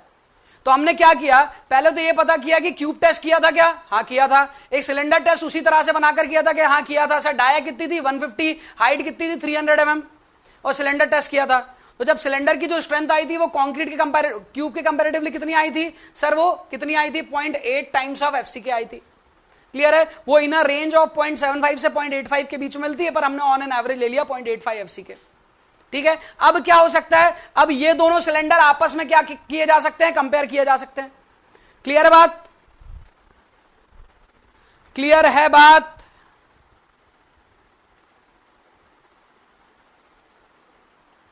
क्लियर है? ओके। अब एक कोड है जिसका नाम है क्या? इंडियन स्टैंडर्ड कोड है, इसलिए आईएस। सीरियल नंबर क्या है उस कोड का? 456 सीरियल नंबर है। किस ईयर में पब्लिश हुआ? सर हर अलग अलग ईयर में हुआ, 53 से लेकर अभी तक। सर 1953 से लेकर अभी तक वो कोड बनता आया है, उसका 5वां एडिशन अपन पढ़ रहे हैं। तो इस पूरे कोड के अंदर पर आपके क्या लिखा हुआ है? इससे रिलेटेड, इस कोड के अंदर पर इस पॉइंट से रिलेटेड लिखा हुआ है कि जब ये कोर करोगे, यहां से कोर जब निकालोगे और इस कोर की स्ट्रेंथ इस सिलेंडर से 85% से कम नहीं होनी चाहिए। The core of the structure should not be less than 85% of the cylinder strength। Cylinder strength से 85% से कम नहीं होना चाहिए, ऐसा आपका कोड बोलता है। सर हो गया तो, सर हो गया तो बिल्डिंग में जो कंक्रीट लगा है वो पुअर क्वालिटी का लगा है, बिल्डिंग से कंक्रीट हटाया जाए तथा एकदम एग्जैक्ट आपके इफेक्ट से, इमीडिएट इफेक्ट से। तो यहां से यदि बात किया जाए तो आपको कोड एक प्रोविजन बोल रहा है कि बिल्डिंग की क्या स्ट्रेंथ निकलती है, मुझे फिलहाल मतलब नहीं, मुझे इस चीज से मतलब है इस पर्टिकुलर वैल्यू से कम नहीं निकलना चाहिए कि जो भी यहां से सिलेंडर आएगा, ये प्रैक्टिकल सिलेंडर है और ये लैब सिलेंडर है, ये बिल्डिंग सिलेंडर है और ये लैब सिलेंडर है। लैब सिलेंडर से बिल्डिंग सिलेंडर की स्ट्रेंथ को यदि मैं कंपेयर करता हूं तो बिल्डिंग सिलेंडर की स्ट्रेंथ 85% से कम नहीं होनी चाहिए। आ रही है बात समझ में, नहीं आ रही है बताइए? आ रही है बात या नहीं आ रही है?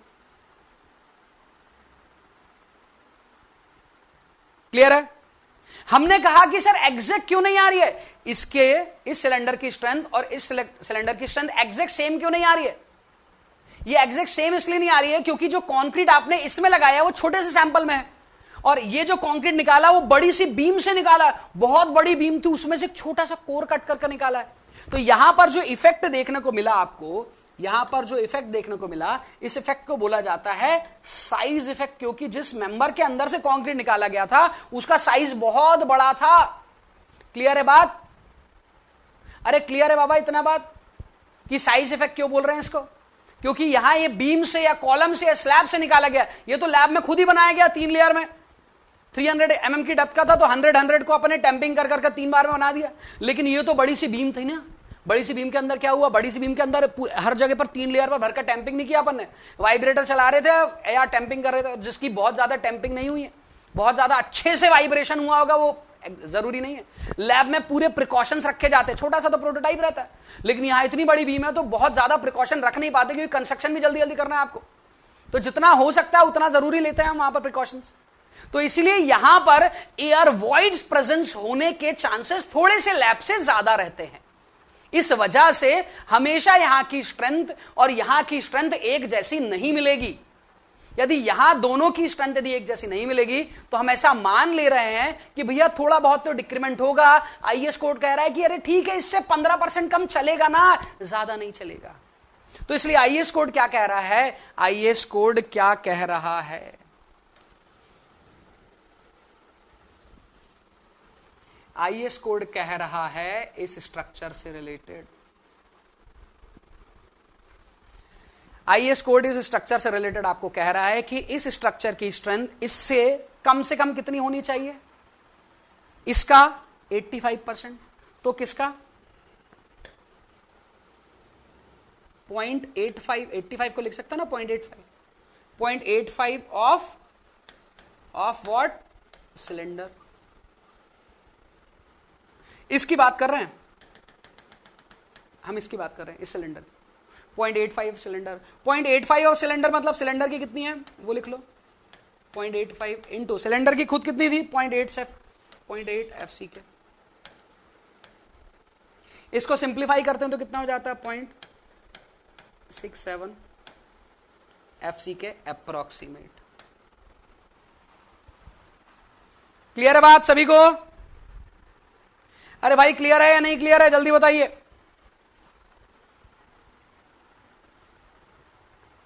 क्लियर है सभी को? अभी भूलना नहीं है अपने को, अभी भूलना नहीं है अपने को, बिल्कुल भी कुछ नहीं भूलना है। क्लियर है बात?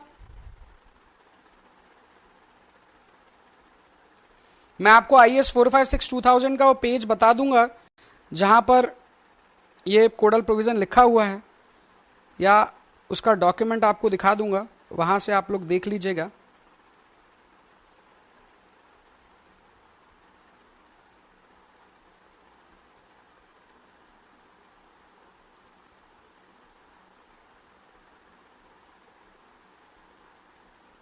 ठीक है, यहां तक सभी को समझ आया? चलिए, एक मेरा नेक्स्ट क्वेश्चन है आपसे, ध्यान से सुने। वो क्वेश्चन है, क्यूब की स्ट्रेंथ सिलेंडर से ज्यादा होती है, यस और नो? ऑलमोस्ट सब कहेंगे सर यस। सर कैसी बात कर रहे हो, तो सब लिखा ही हुआ है और वैसे क्वेश्चन पूछ रहा हूं। चलो ठीक है, एक काम करता हूं। सिलेंडर की हाइट कितनी थी भैया? सिलेंडर की हाइट थी अपनी, सर सिलेंडर की हाइट थी 300 mm और डाया कितनी थी? 150। यहां पर क्यूब किस साइज का था? एक एज लिख देता हूं, बाकी तो आपको पता है क्यूब है क्योंकि 150। अब मैं सिलेंडर की हाइट को 150 की जगह पर 150 कर रहा हूं। मैं फिर से बोल रहा हूं, इस सिलेंडर की हाइट को 150 की जगह 150 कर रहा हूं, 150, मतलब दोनों की हाइट सेम कर रहा हूं, तो स्ट्रेंथ में क्या वेरिएशन आएगा बताइएगा?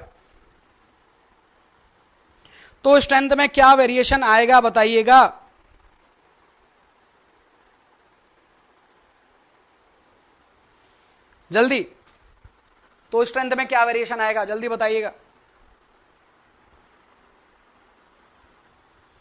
क्यूब का ज्यादा होगा या फिर सिलेंडर का ही ज्यादा होगा?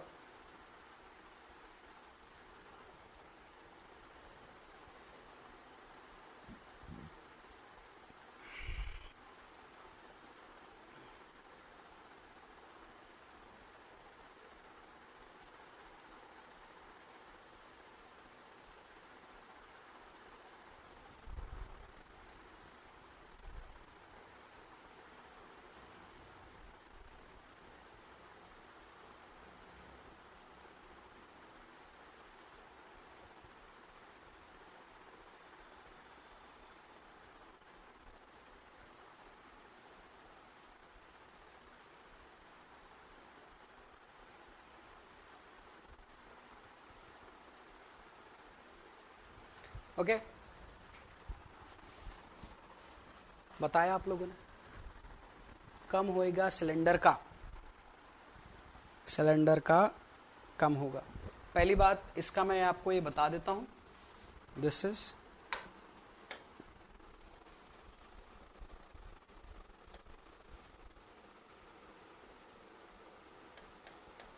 IS 456 2000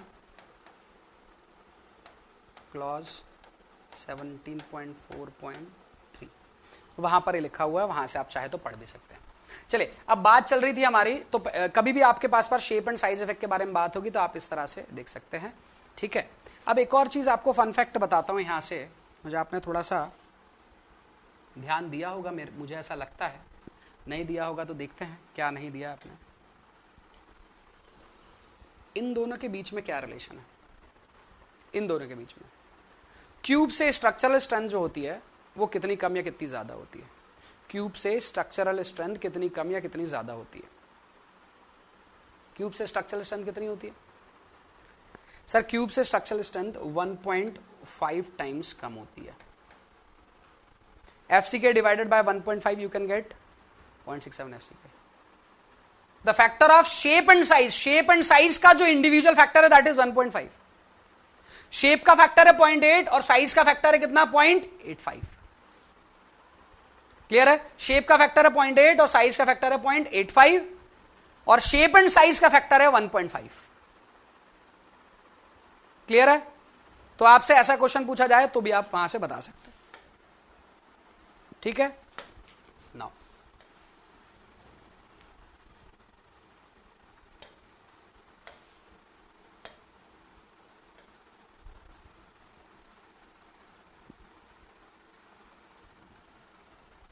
यहां पर देखते हैं,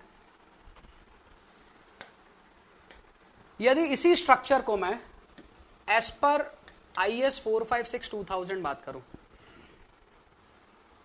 एज पर IS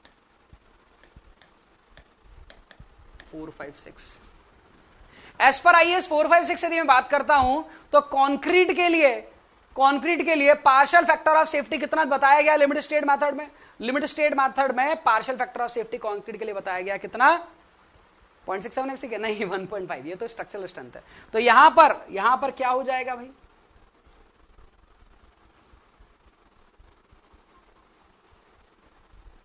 यहां पर देखें, यहां पर जो मैं पॉइंट लिख रहा हूं बहुत इंपॉर्टेंट है। वो क्या है आपके पास पर स्ट्रक्चरल स्ट्रेंथ कितनी हो जाएगी आपके पास में? तो as per IS 456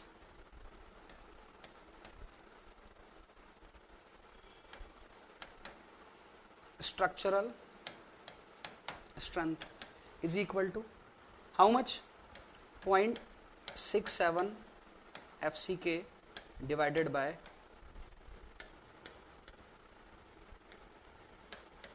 factor of safety, या you can say partial factor of safety. Partial factor of safety दोनों में क्या डिफरेंस होता है आगे बताऊंगा। पार्शियल फैक्टर ऑफ सेफ्टी और फैक्टर ऑफ सेफ्टी में, तो partial factor of safety, partial factor of safety से निकालते हो तो यहां पर वैल्यू कितनी हो जाएगी वो आप लोग को पता है। तो यहां से आपको समझ में आता है कि यहां पर जो आपने लिखा था स्ट्रेंथ, वही स्ट्रेंथ यहां पर कितनी हो जाती है? 0.45 FCK। एक मिनट में उसको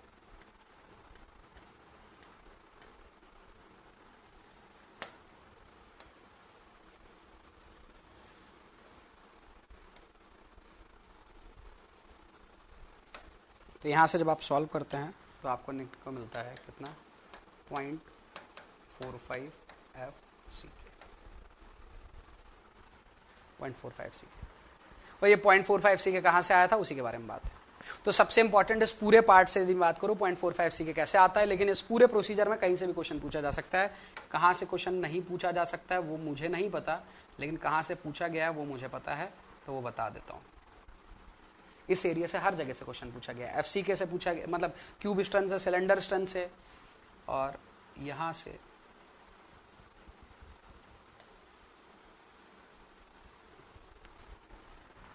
क्लियर है। और एक इधर वाला वैल्यू, ठीक है। चलिए अब बात करते हैं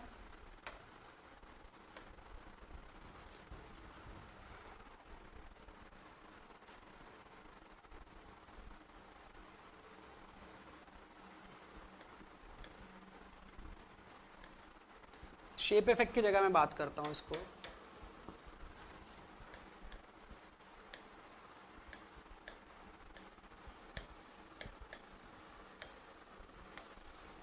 ये आप बहुत अच्छे से पढ़ेंगे कहां पर?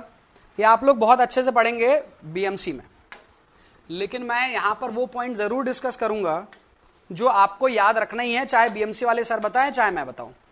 ओके, कारण मेरी बात ध्यान से समझिए, क्योंकि एग्जाम में ना आपको आंसर करना है क्वेश्चन का। वो क्वेश्चन आएगा ना, तो मैं भी बता रहा हूं, सर भी बताएंगे, 2 बार बताएंगे, भूलोगे ही नहीं, और क्वेश्चन आएगा ही आएगा, और आया भी है।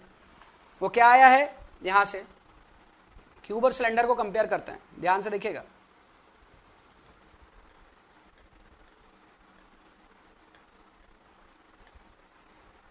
कितनी हाइट है इसकी? 150।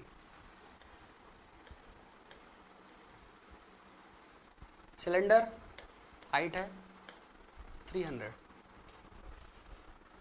तो यहां पर आपके पास पर स्ट्रेंथ होती है FCK, और यहां पर स्ट्रेंथ होती है आपके पास पर 0.8 FCK। रीजन क्या है? Less strength. रीजन बता सकते हैं कि जिनको पता हो रीजन। मैं फिर से बोल रहा हूं, एक्सप्लेनेशन, रीजन का एक्सप्लेनेशन उधर देख लेना, अभी रीजन बता रहा हूं, कम से कम याद रखने के लिए रीजन अभी काम का है ना। एक्सप्लेनेशन सर उधर बताएंगे, वहां पर देखना, क्योंकि टॉपिक वहीं का, लेकिन रीजन में एक एक करके बता दे रहा हूं। क्या है? Friction between plate and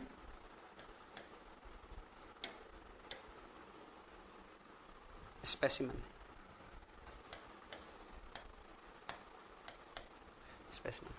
specimen और सैंपल के बीच में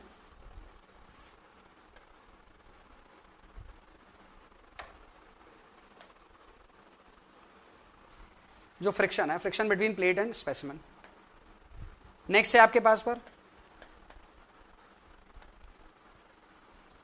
सिलेंडरनेस रेशो। अभी ये पूछना नहीं है sir friction between plate and specimen क्या होगा, है ना। फिर से बोल रहा हूं, पूछना नहीं अभी। अभी अपने को पॉइंट रीजन जानना है, जो इंपॉर्टेंट चीज है वो याद रखनी है अपने को यहां से, ठीक है। नेक्स्ट है आपके पास सिलेंडरनेस रेशो के अलावा, that is air voids. Okay, now अब मैं बात करता हूं दोनों का यदि वॉल्यूम निकालते हैं आप, दोनों का वॉल्यूम निकालोगे तो इसका वॉल्यूम आएगा ज्यादा, इसका वॉल्यूम आएगा कम। इसका वॉल्यूम ज्यादा है तो इसमें एयर वॉइड का वॉल्यूम भी ज्यादा रहेगा, एयर वॉइड का वॉल्यूम ज्यादा रहेगा तो इसमें स्ट्रेंथ कम मिलने के चांसेस भी ज्यादा है। ठीक है, नेक्स्ट यदि मैं बात करता हूं क्यूब के अंदर पर, क्यूब का सिलेंडरनेस रेशियो है 1, है या नहीं है 1? इसकी विड्थ भी 1 है और इसकी हाइट भी 1 है, तो क्या हो जाएगा, हाइट बाय विड्थ क्या हो जाएगा, 150 बाय 150 दैट इज 1। इसकी हाइट है 300 और विड्थ कितनी है 150, तो 300 बाय 150 दैट इज 2। तो यहां पर सिलेंडरनेस इफेक्ट भी देखने को मिलता है, इस वजह से भी इसकी स्ट्रेंथ कम होती है। Majorly it is because of the friction between plate and sample. Clear है, friction between plate and sample की वजह से यहां पर आपके पास पर स्ट्रेंथ कम मिलती है। तो ये 3 रीजन है, आपको ये पूछा गया है एग्जाम में, पूछा गया है क्यूब से सिलेंडर की स्ट्रेंथ जो है वो ज्यादा होती है बिकॉज ऑफ 3 ऑप्शन ये लिखे रहे हैं और चौथा देखना ऑल ऑफ दी अबव रहेगा, टिक कर देना। ठीक है, क्वेश्चन फिर चेंज कर रहा हूं, पहली बार वापस से क्वेश्चन बता रहा हूं। The strength of cube is greater than cylinder because of option A friction between plate and sample, option B air void, option C आपके पास पर है सिलेंडरनेस रेशियो। तीनों में से तीनों सही है, ऑल ऑफ द अबव का नीचे ऑप्शन रहेगा, टिक कर देना। Next question, the strength of cube is greater than cylinder mainly because of, mainly मूलतः किस वजह से, मेनली बिकॉज ऑफ, तो यहां पर रहेगी यही 3 ऑप्शन, लेकिन ऑप्शन डी रहेगा none of the above. Same option none of the above, बस उसने क्वेश्चन में जो चेंज किया है वो मेनली, जब मेनली बात आएगी तो ज्यादातर ज्यादा इफेक्ट है जो है वो है आपके पास पर friction between plate and specimen या सैंपल का। क्लियर है, तो ये ऑप्शन को वहां पर आपको टिक करना है। ज्यादातर इफेक्ट जो होता है friction between plate and specimen का होता है और कम इफेक्ट देखा जाता है इन दोनों का। लेकिन जब हम क्या करते हैं, दोनों के साइज यदि सेम कर देते हैं, दोनों के साइज यदि सेम कर देते हैं, तो दोनों के साइज यदि हाइट यदि सेम कर दिया, इसकी भी हाइट 150 और इसकी भी हाइट 150 यदि कर देते हैं, तो थोड़ी बात को ध्यान से समझिएगा। यदि इसकी हाइट को 150 किया, इसकी हाइट को 150 ही रहने दिया, तो इसका वॉल्यूम चेंज नहीं हुआ, इसका चेंज हो गया। इसकी हाइट कम हो गई, इसकी हाइट कम हो गई, तो क्या हुआ, इसका वॉल्यूम अब कम हो गया सिलेंडर से, सॉरी सिलेंडर का वॉल्यूम हो गया किससे कम, क्यूब से। अब यदि इसका वॉल्यूम कम तो इसके अंदर एयर वॉइड कम, इसके अंदर एयर वॉइड कम, तो इसमें स्ट्रेंथ ज्यादा मिलेगी। इन दोनों में कंपेयर किया जाए तो इसका वॉल्यूम कम हो जाता है 150 की हाइट करने पर, तो इसका स्ट्रेंथ क्या मिलता है, ज्यादा। सिलेंडरनेस रेशियो की बात करते हैं, इसकी हाइट 150, इसकी विड्थ 150, इसकी भी हाइट 150, इसकी भी विड्थ 150, तो दोनों में सिलेंडरनेस इफेक्ट क्या है, कुछ भी नहीं है, दोनों का रेशियो 1 ही 1 है। तो दोनों में सिलेंडरनेस इफेक्ट यदि हाइट 150 कर देते हो तो बराबर ही होता है। क्लियर है बात, तो इसकी हाइट कम करने से इसकी स्ट्रेंथ बढ़ जाती है, यह चीज ध्यान में रखना है। क्लियर है बात, तो यहां पर मैं दोनों पॉइंट को लिख रहा हूं।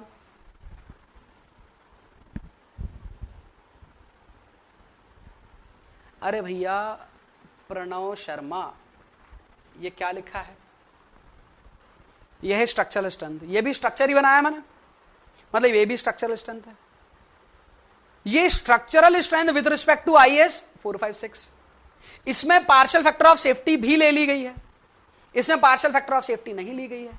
तो जब भी पूछा जाएगा स्ट्रक्चरल स्ट्रेंथ ऑफ कंक्रीट तो 0.67 FCK, structural strength of design concrete, design किसकी मदद से करते हैं, इस कोड की मदद से करते तो 0.45 FCK। Structural strength of concrete as per limit state method, ये आंसर रहेगा। Structural strength of concrete as per codal provision, ये आंसर रहेगा। Structural strength of concrete as per IS 456, ये रहेगा। Structural strength of concrete 0.67 FCK रहेगा।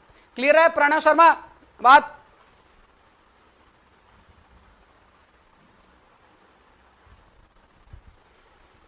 चलो आगे बढ़ते हैं। शर्मा जी थोड़ा ध्यान दिया करो, चलिए वहां पर लिखा हुआ था बोर्ड पर, एक कर कर पॉइंट देखते हैं जो यहां पर इंपॉर्टेंट है। सबसे पहले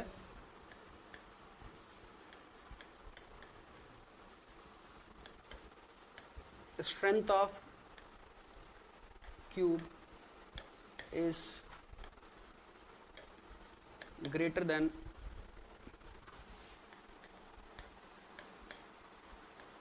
सिलेंडर ड्यू टू, किस वजह से भैया,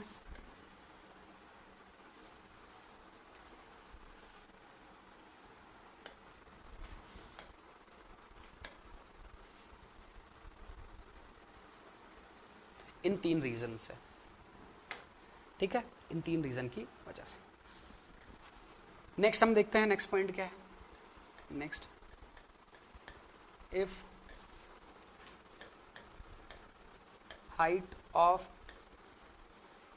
cube reduced to 150 mm,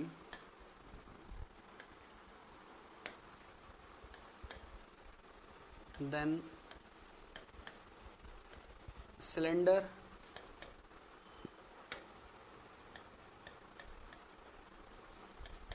strength is more than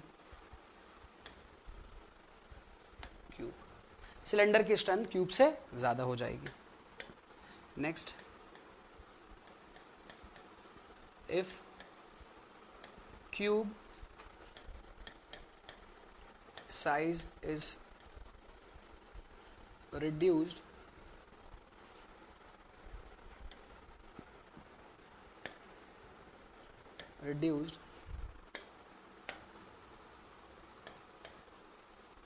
then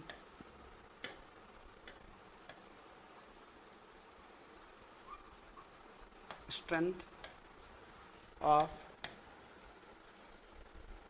smaller cube is more.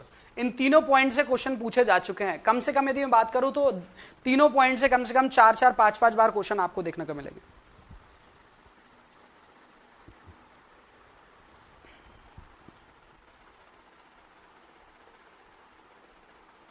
हाँ, सिलेंडर होना चाहिए, बिल्कुल सही.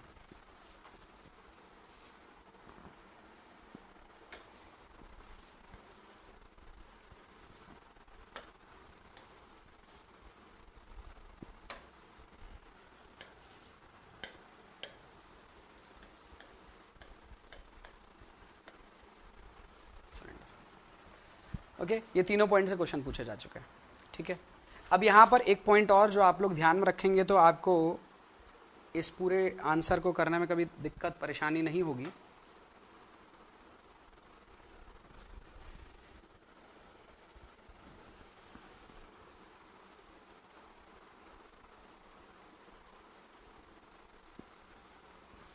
वो है आपके पास पर, मैं कर्व बना कर दे रहा हूं आपको.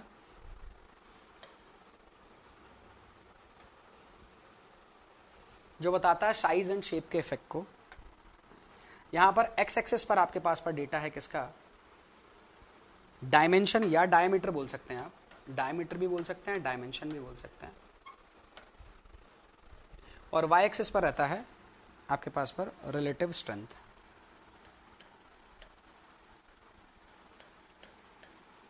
इसी डायमेंशन और डायमीटर के respective relative strength, relative strength. ठीक है, विजिबल नहीं होगा तो मैं दूसरे पेज में बना दूंगा इसको. विजिबल है ये? अरे भाई ये विजिबल है या नहीं है सभी को? क्लियरली दिख रहा है ये? ठीक, रिलेटिव स्ट्रेंथ लिखा हुआ है वो. ठीक है, नाउ अब यहां पर मैं बात करता हूं तो जो टेस्टिंग की गई है, मैं नहीं बता रहा हूं, मैं अपना डेटा नहीं दे रहा हूं, मैं कुछ आपको समझाने की कोशिश नहीं कर रहा हूं. मैं कह रहा हूं जो लैब में जो रिजल्ट आया ना, जो आप भी देख सकते हैं, मैं भी देख सकता हूं, वो रिजल्ट क्या है? वो रिजल्ट ऐसा कुछ बताते हैं. कर्व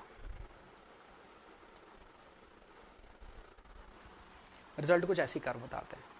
इस रिजल्ट की कर्व से आपको क्या समझ में आ रहा है? जैसे जैसे डायमीटर या जैसे जैसे डायमेंशन बढ़ रहा है, स्ट्रेंथ क्या हो रही है? स्ट्रेंथ क्या हो रही है बताइए? डायमीटर या डायमेंशन बढ़ रहा है, स्ट्रेंथ क्या हो रही है? बढ़ रही है, कम हो रही है, क्या हो रही है? रिड्यूस हो रही है. समझ आया सर? इससे तो बहुत सारी चीजें ही क्लियर हो गई. जो प्रैक्टिकल रिजल्ट है आप हमें पहले बता देते तो इतना पूरा पॉइंट समझने की जरूरत ही नहीं बनता. इसी को याद रख लेते कि सर डायमेंशन जब कम होगा या डायमीटर जब कम होगा, मतलब वॉल्यूम कम होगा, तो आपके पास पर स्ट्रेंथ जो है वो रिड्यूस होने लगेगी. क्लियर है? लेकिन ऐसा नहीं है कि यहां पर अपन ने डायमेंशन कम कर दिया तो स्ट्रेंथ रिड्यूस हो गई, स्ट्रेंथ बढ़ गई है. सॉरी, स्ट्रेंथ डायमीटर जब बढ़ रही है तो स्ट्रेंथ रिड्यूस हो रही है. तो यहां पर आपके पास पर जो डायमीटर या डायमेंशन है वो कम हुआ है, इधर आया है, इस तरफ आया है, तो स्ट्रेंथ क्या हो गई है? बढ़ गई. क्लियर है? तो जैसे हमने देखा यहां पर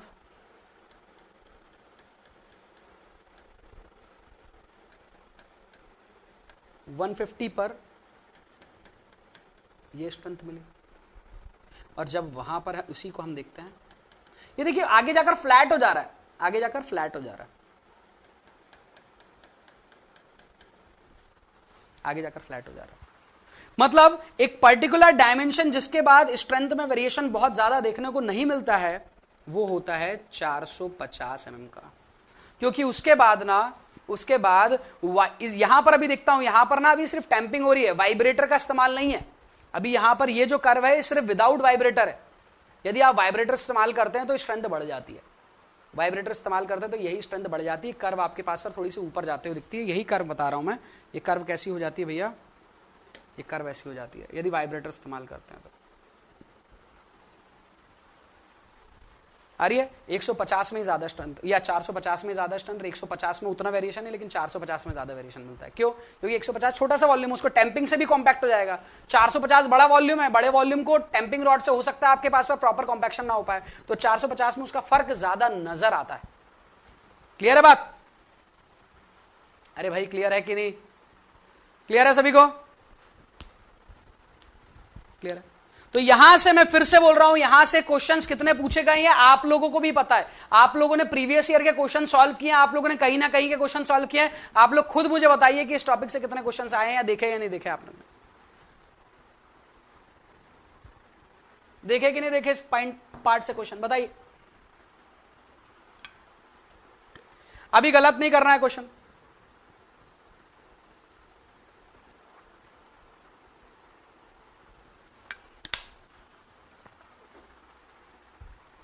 ठीक है, चलिए आगे बढ़ते हैं। आगे बढ़कर हम बात करते हैं। देखिए एक चीज, मेरी बात को थोड़ा सा ध्यान से समझिएगा आप लोग। हो सकता है आप में से कुछ लोग इस चीज से वाकिफ ना रखें, बताता हूं क्या है।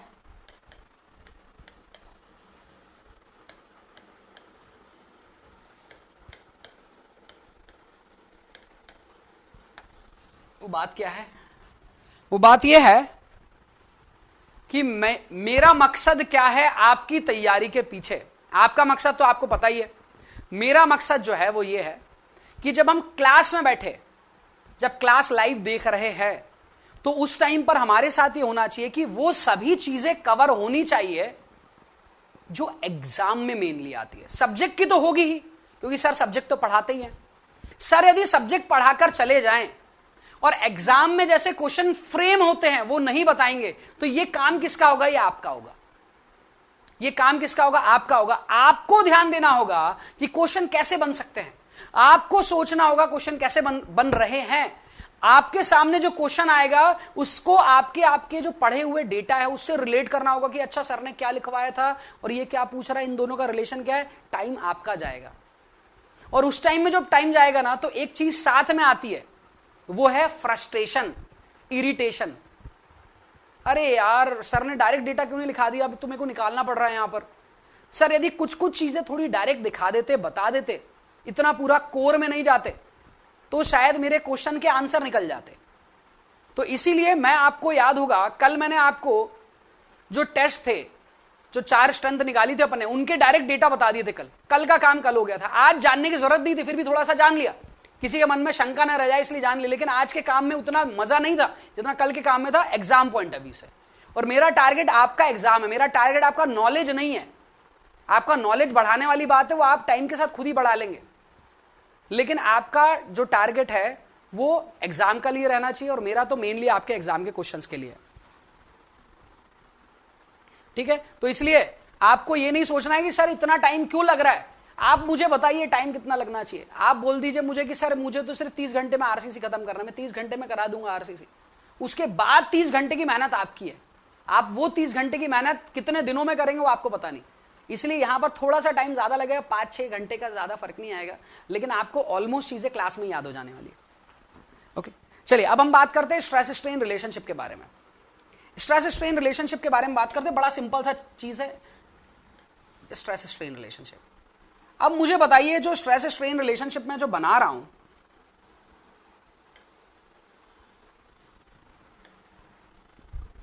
ये जो मैं रिजल्ट ड्रॉ कर रहा हूं, ये मैंने खुद ने ये यहां से कैलकुलेट किया है या लैबोरेटरी रिजल्ट है?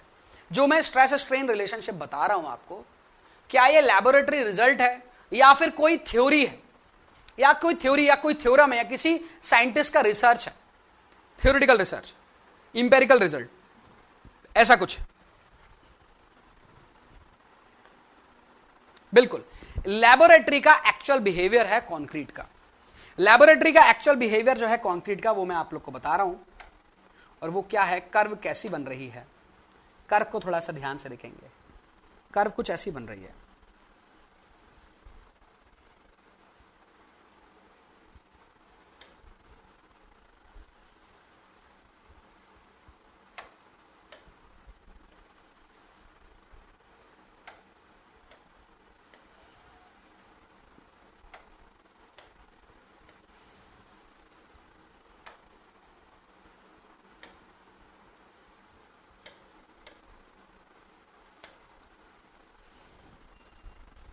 कुछ इस तरह से ये कर्व बनी है आपके, इसको थोड़ा सा नीचे कर देता हूं,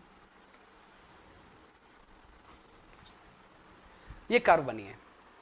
अब ये कर्व बनी है, कैसे पता चल रहा है आपको इस कर्व के बारे में? ये आपने जब टेस्ट किया, टेस्ट करने के बाद जब आपने उसका स्ट्रेस स्ट्रेन कर्व यदि आपकी यूटीएम मशीन में एक कर्व बनाते हुए देखा, लोडिंग लगाई, लोडिंग लगाते हुए जब तक वो फेलियर नहीं हुआ उसका, जब तक फेलियर नहीं हुआ तब तक आपने उस पर लोडिंग लगाते रहे, तो मशीन ने जो आपको कर्व ड्रॉ कर दी वो कुछ इस तरह कर दी। सर अलग अलग कर देती है क्या मशीन? नहीं, मशीन अलग अलग कर नहीं दे रही है। मशीन दे रही है कि हर बार यदि अलग अलग ग्रेड, अलग अलग क्वालिटी का मटेरियल यूज किया, तो अलग अलग क्वालिटी के मटेरियल में किसी में स्ट्रेंथ ज्यादा मिल रही है, किसी में स्ट्रेस रेजिस्टिंग स्ट्रेस ज्यादा मिल रही है, किसी में कम मिल रही है, येलो वाली में कम और रेड वाली में ज्यादा मिल रही है। क्लियर बात? ऐसा आपको प्रैक्टिकल रिजल्ट देखने को मिल रहा है। यहां से काम की चीज क्या है? ये तो प्रैक्टिकल रिजल्ट है। एग्जाम क्या पूछना चाह रहा है? सर इससे एग्जाम क्या पूछता है? एग्जाम ये पूछता है कि भैया जिसके अंदर पर स्ट्रेस कम है,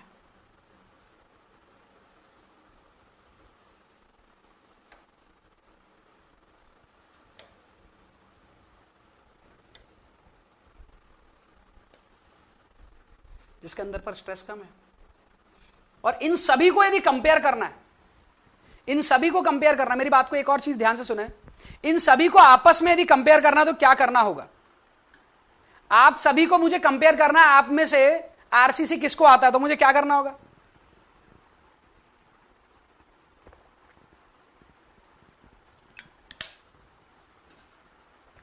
बिल्कुल टेस्ट करना होगा, वैसे ये भी टेस्ट है। लेकिन आप सभी को मुझे अलग अलग पेपर दूंगा तो टेस्ट नहीं हो पाएगा।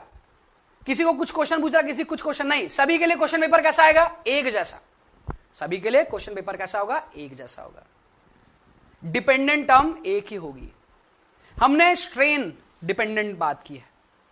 Stress is a function of strain. पहले स्ट्रेन आता है, उसी के रिस्पेक्टिव रेजिस्टिंग स्ट्रेस आती है। तो stress is a function of strain, that's why x axis पर हम क्या लिखते हैं? स्ट्रेन लिखते हैं। वाई एक्सिस पर क्या लिखते हैं? स्ट्रेस लिखते हैं। यदि स्ट्रेन स्ट्रेस की वजह से आती तो फिर हम इसे क्या लिखते हैं?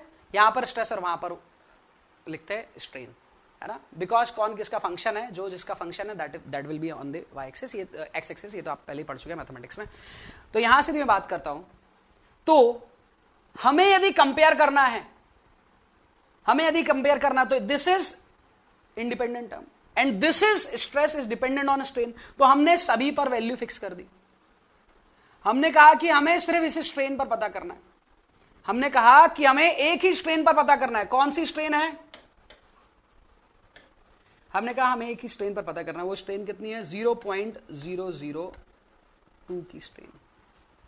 0.002 की स्ट्रेन, जिसे हम बोलते हैं proof strain. Proof strain is that strain. कौन सी स्ट्रेन पर? 0.002 की स्ट्रेन, जिसे हम प्रूफ स्ट्रेन भी बोलते हैं। इट इज दैट स्ट्रेन, ये स्ट्रेन की वो वैल्यू होती है जिस पर स्ट्रेस की एक गारंटीड वैल्यू मिलती है। It is that strain at which we get the guaranteed value of stress. इस पर जो स्ट्रेस की गारंटीड वैल्यू मिलेगी उसको अपन प्रूफ कर सकते हैं, हाँ इतनी तो मिलेगी एज पर हुक्स लॉ के अकॉर्डिंग, अंडर इलास्टिक लिमिट। तो यहां पर अपन बात करते 0.002 के अंदर पर अपन ने 0.002 का स्ट्रेन फिक्स किया और कहा कि चलो सभी स्ट्रेस, सभी ग्रेड के कंक्रीट, सभी के नाम अलग अलग हैं, सभी के नाम अलग अलग है। इसका नाम है ए कॉन्क्रीट, इसका नाम है बी कॉन्क्रीट, इसका नाम है सी कॉन्क्रीट, इसका नाम है डी कॉन्क्रीट, इसका नाम है ई कॉन्क्रीट। अरे एम इसका नाम रख दो, इसका M30 रख दो, 25, 20, 15 और 10 ऐसा रख लो। क्लियर है बात? तो यहां पर क्या चीज देखने को मिल रहा है सभी के अंदर पर? सभी की सर स्ट्रेस की वैल्यू निकाल सकते हैं हम। अरे तो भैया निकालो ना, मैं मना कहां कर रहा हूं। हाँ सर, हम सभी की स्ट्रेस की वैल्यू निकाल सकते हैं, निकाल लो सभी के स्ट्रेस की वैल्यू। ये जो स्ट्रेस की वैल्यू आ रही है, ये जो सिग्मा की वैल्यू आ रही है, sigma E, sigma D, sigma C, sigma B और सिग्मा ए, ये जो सभी वैल्यूज आ रही हैं वो किस एक पर्टिकुलर स्ट्रेन पर आ रही है, किसी एक पर्टिकुलर स्ट्रेन पर आ रही है। क्लियर है बात? यदि एक पर्टिकुलर स्ट्रेन पर आ रही है तो हम इन सभी को कंपेयर अप कर सकते हैं, जैसे मैंने आपको कंपेयर किया था। एक ही टेस्ट पेपर देकर आप सभी में वेरिएशन लेकर आए थे, किसी के मार्क्स ज्यादा और किसी के मार्क्स कम आए थे।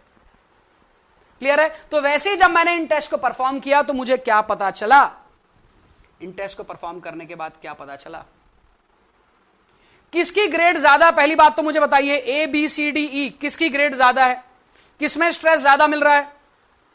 बताइए, A B C D E में किसकी स्ट्रेस ज्यादा है?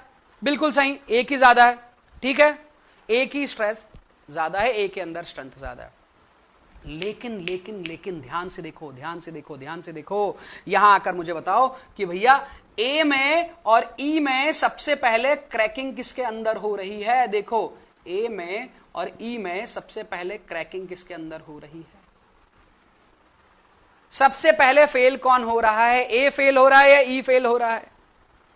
ए फेल हो रहा है, ई फेल हो रहा है। सर ए ही फेल हो रहा है, ए ही फेल हो रहा है। बिल्कुल सही। मतलब इसमें जो डिफॉर्मेशन है ए में वो कम है और ई में डिफॉर्मेशन क्या है? ज्यादा है बिफोर फेलियर। तो ज्यादा ब्रिटल कौन हुआ? चलो ज्यादा ब्रिटल नहीं, लेस ब्रिटल कौन हुआ? ए या ई? ए और ई में लेस ब्रिटल कौन हुआ, ये बताइए मुझे। ए और ई में लेस ब्रिटल कौन हुआ? जल्दी बताइए, जल्दी जल्दी जल्दी जल्दी जल्दी बताइए मुझे। ए और ई में लेस ब्रिटल कौन हुआ? सर ई हुआ, ई हुआ, बिल्कुल सही, ई हुआ। तो मैं ऐसा लिख सकता हूं क्या पॉइंट? जो देखिए एग्जाम वाले ना इस पॉइंट, इस कर्व को नहीं पढ़ते। एग्जाम वाले कहते हैं कि आप तो कर्व पढ़ लो, क्वेश्चन मैं बनाऊंगा इस कर्व से। हमने कहा ठीक है, क्या बनाओगे आप? यही बनाओगे ना कि जिसकी ग्रेड ज्यादा होती क्या वो ब्रिटल होता ही नहीं होता? बिल्कुल सही भैया, ए की ग्रेड ज्यादा है और ए ही ज्यादा ब्रिटल है। तो हम लिख सकते हैं इस कर्व से देखने के बाद, as the grade of concrete increases, grade of concrete increases,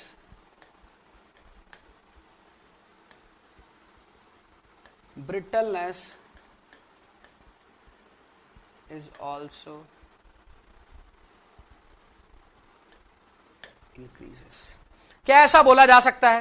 ध्यान से देखकर मुझे बताइए, क्या ऐसा बोला जा सकता है? As the grade of concrete increases, brittleness is also increases.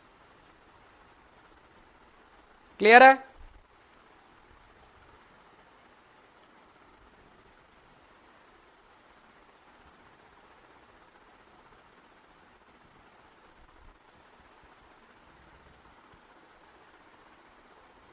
Clear है? तो यहां से ये पॉइंट सबसे ज्यादा बार पूछा गया है, यहां से पॉइंट सबसे ज्यादा बार पूछा गया। अब देखिए ए और ई का फेलियर देखिए, ए कभी और फेल हो रहा है, ई कभी और फेल हो रहा है। तो जब हम इसे डिजाइन करने जाएंगे तो क्या हमें पता रहेगा कि मेरा कंक्रीट का फेल हो रहा है? क्या जब मैं डिजाइन करने जाऊंगा तो मुझे पता रहेगा मेरा कंक्रीट का फेल हो रहा है? नहीं पता रहेगा। सर कभी भी हो सकता है, मुझे क्या पता सर आपकी ग्रेड कौन सी है? आपकी ए ग्रेड भी हो सकती है, ई ग्रेड भी हो सकती है। आपने डिफाइन थोड़ी ना किया ए M30 है या ई जो है M10 है, आपने बताया नहीं। ए ई कुछ भी हो सकती है। तो आपको पता नहीं है कि एक्चुअली फेलियर कब होगा, तो इसलिए अज्यूम किया गया है डिजाइन के लिए। For design it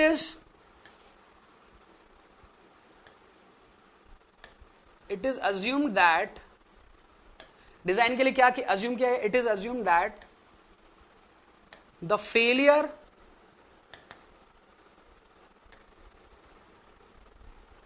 the failure strain will be 0.0035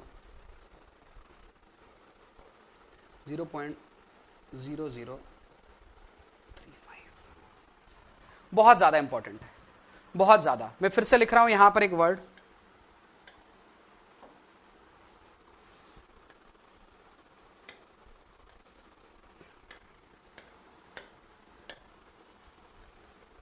assumed.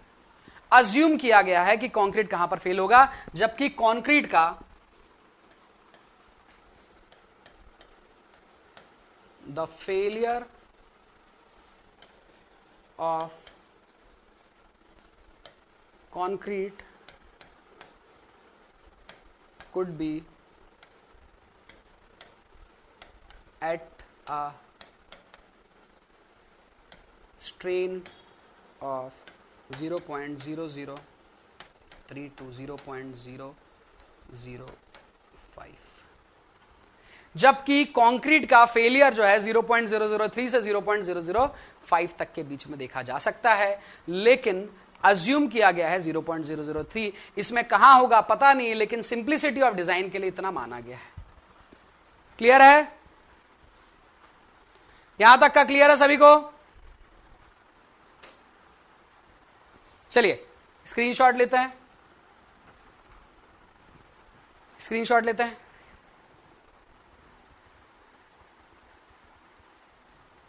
लीजिए slide 1, next slide 2, next slide 3, next slide 4, next slide 5,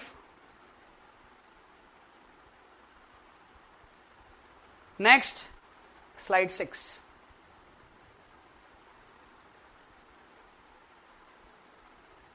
ठीक है, कल यहीं से स्टार्ट करेंगे हम, कल यहीं से स्टार्ट करेंगे। चलिए तो मिलते हैं कल, और कल यहीं से हम स्टार्ट करेंगे आगे का पार्ट, जिसके अंदर हम लोग देखेंगे इलास्टिक मॉडुलस ऑफ कंक्रीट के बारे में, और इलास्टिक मॉडुलस ऑफ कंक्रीट के बाद हम लोग पढ़ेंगे स्ट्रेन इन कंक्रीट, जिसके अंदर श्रिंकेज और क्रीप को थोड़ा पढ़ेंगे, बहुत ज्यादा नहीं, श्रिंकेज और क्रीप को जितना आरसीसी में काम का है उतना पढ़ेंगे, और उसके बाद हम बढ़ जाएंगे आगे, और आगे बढ़ जाएंगे और पहुंचेंगे रेनफोर्समेंट में। तो कल अपना आरसीसी में कंक्रीट का पार्ट खत्म हो जाएगा, और परसों फिर अपन लोग पढ़ेंगे कौन सा, स्टील बार पढ़ेंगे, और परसों अपना स्टील बार भी खत्म हो जाएगा, तो परसों इंट्रोडक्शन खत्म हो जाएगा। ठीक है, चलिए मिलते हैं कल और सेम टाइम पे मिलते हैं। ठीक है, चलिए। और यदि थोड़ा क्लास 2-3-5 मिनट यदि आगे पीछे होती है ना, तो मैं आ रहा हूँ, मैं डेली आ रहा हूँ, अदरवाइज मैं कोई भी बच्चा मैसेज करता है तो मैं उसको बता देता हूँ कि क्या है, तो या फिर ग्रुप में डाल दूंगा मैसेज। यदि क्लास वैसे तो डेली रहेगी, कभी नहीं रहेगी तो पहले एक दिन पहले ही पता चल जाएगा आपको, तो ऐसा नहीं है कि क्लास नहीं है, क्लास डेली रहेगी। 2-5-10 मिनट आगे पीछे ना वो क्लास स्टार्ट होगी। ठीक है, चलिए भैया ये जो नंबर लिखा है इनका, ये 727 वाला, जो भी ग्रुप एडमिन है उनको ऐड कर लो यार, है ना, ग्रुप एडमिन इनको ऐड कर लो। चलिए मिलते हैं कल क्लास में। ठीक है।